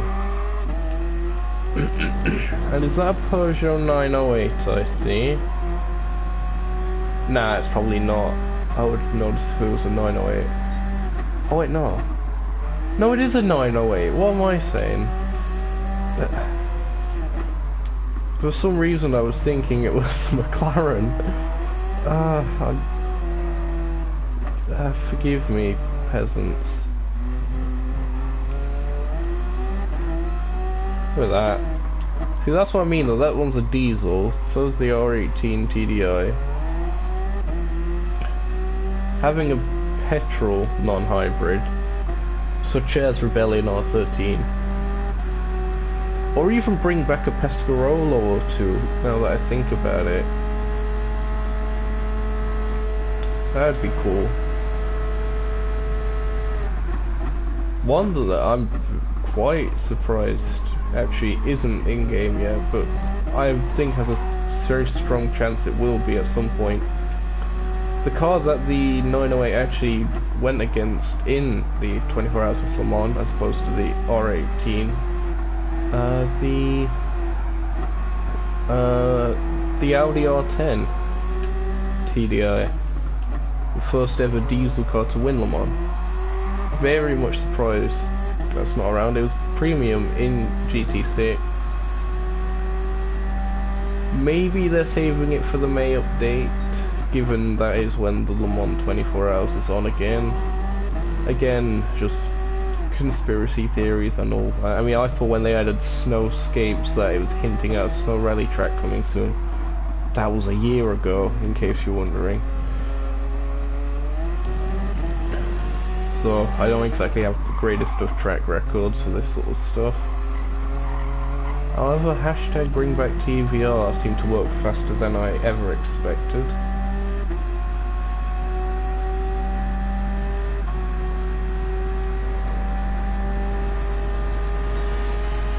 Oh, look at this, the Hyundai's got the legs on me. Or the wheels on me, because it's a car. Would you imagine that if cars had legs? That would be weird, man. I'm starting to sound like Mika now. They're just coming out with the most random things.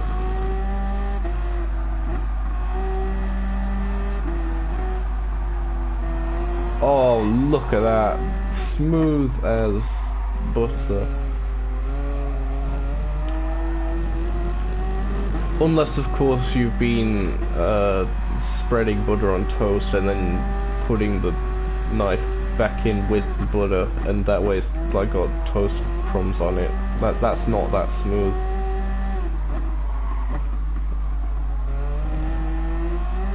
The struggles of everyday life.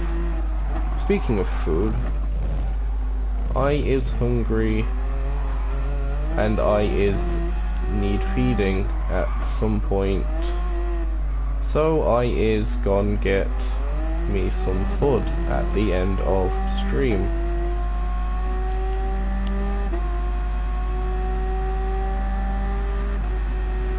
More people going into the pits now, fueling up. What kind of fuel are they actually putting in the car? Well, not what kind, I mean how much? 49, okay, I'll keep that in mind. Because I'll be boxing at the end of this lap. Not the KSI Logan Paul undercard, but into the pits.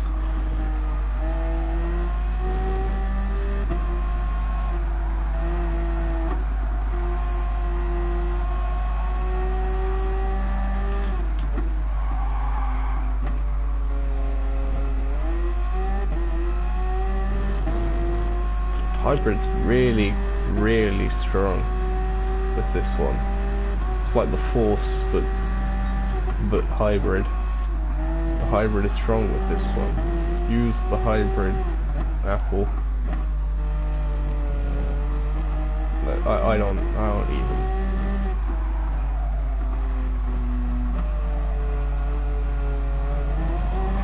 Oh, tripping over myself there. Peugeot VGT there. That one in particular reminds me more of a Pikes Peak style car, like when the Suzuki Escudo could go up against like the Le Mans prototypes and stuff like that. It reminds me of that in a way. Just the style of body of it. Plus Peugeot, in more recent times, have become relatively famous for their exploits at the Pikes Peak hill climb. With cars such as the 208.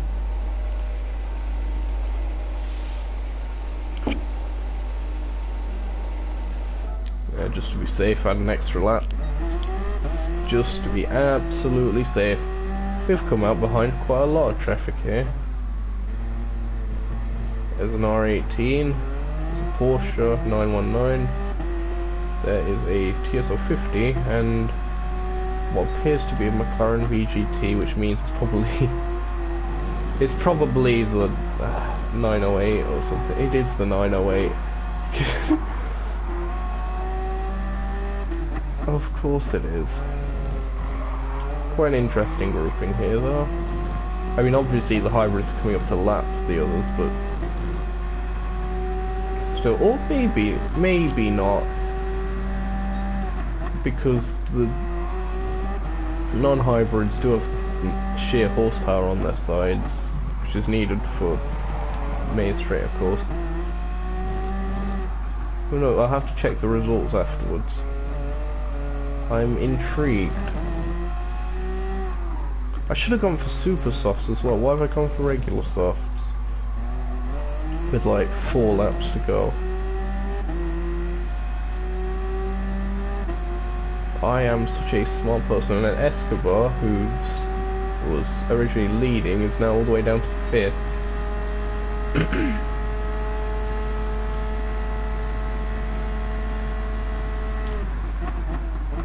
Why does he have to be Colombian as well, though? I mean, like, come on, Polyphony.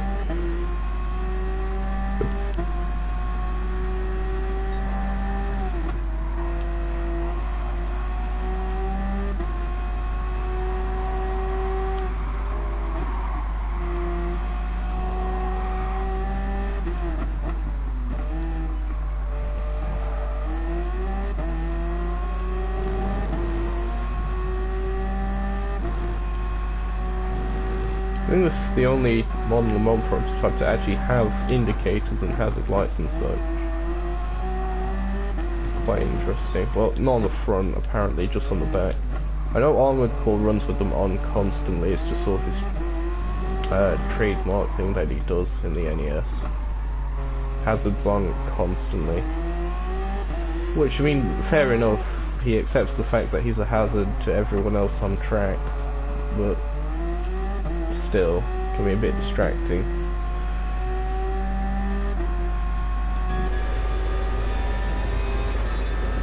Can we get over 300 kilometers an hour? Yes, we can. Oh, and the Hyundai's back pass.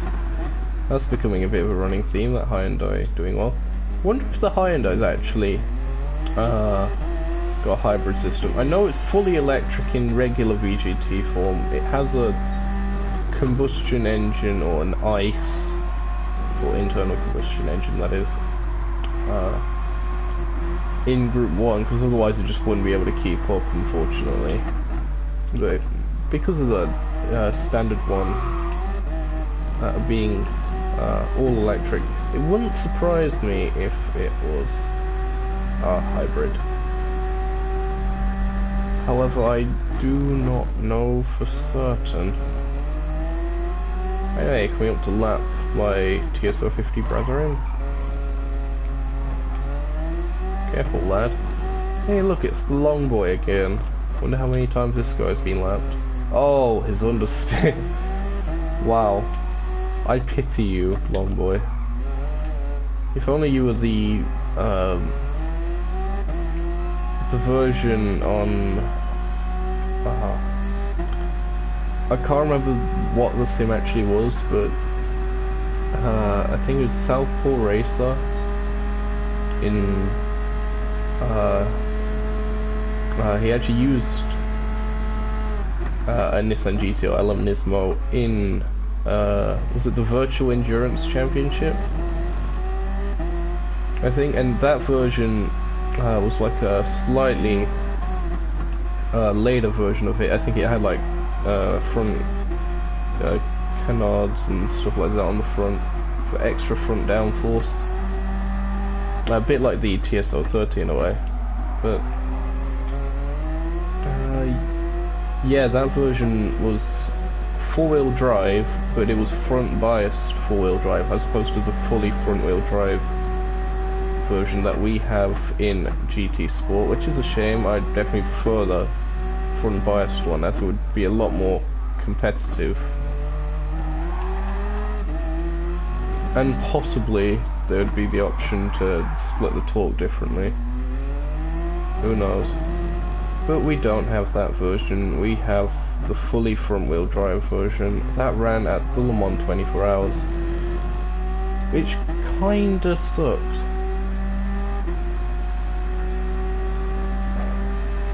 Well, never mind, I guess. We're across the line. We've just won Race 4 of the Group 1 Prototype Endurance Series.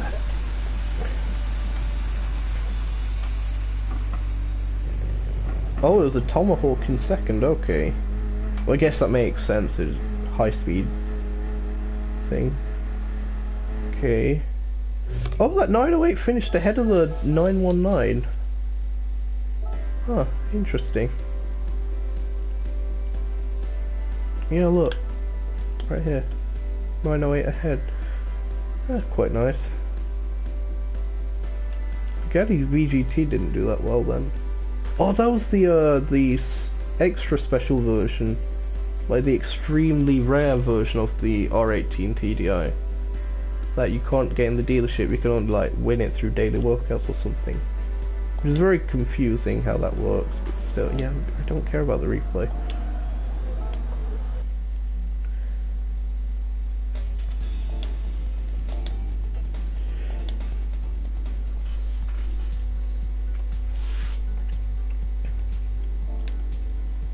Just quickly save that. Well, thanks for joining me today for this update stream. I've enjoyed it, I've enjoyed your company and such. An interesting update. Of course, the track, Special Stage Route X, not really designed for conventional racing, I'll say that much. But a good way to test cars now, with their top speed and stuff like that. Definitely one that the community is going to enjoy a lot.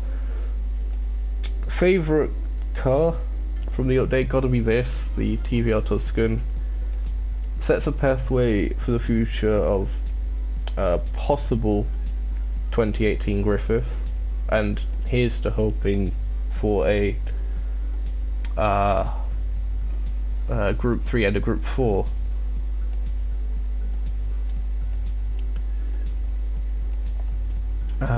Hello, Joel Ethan, in the chat. Nice of you to actually join me live.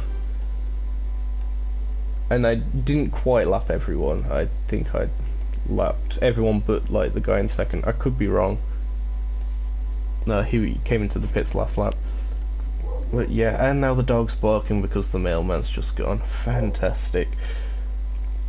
But yeah, I hope you've enjoyed my exploration with the GT League events and stuff like that of this update, and I hope to see you for future content, whether it be the next update stream, for a random race commentary, for a livery workshop, for anything that I do.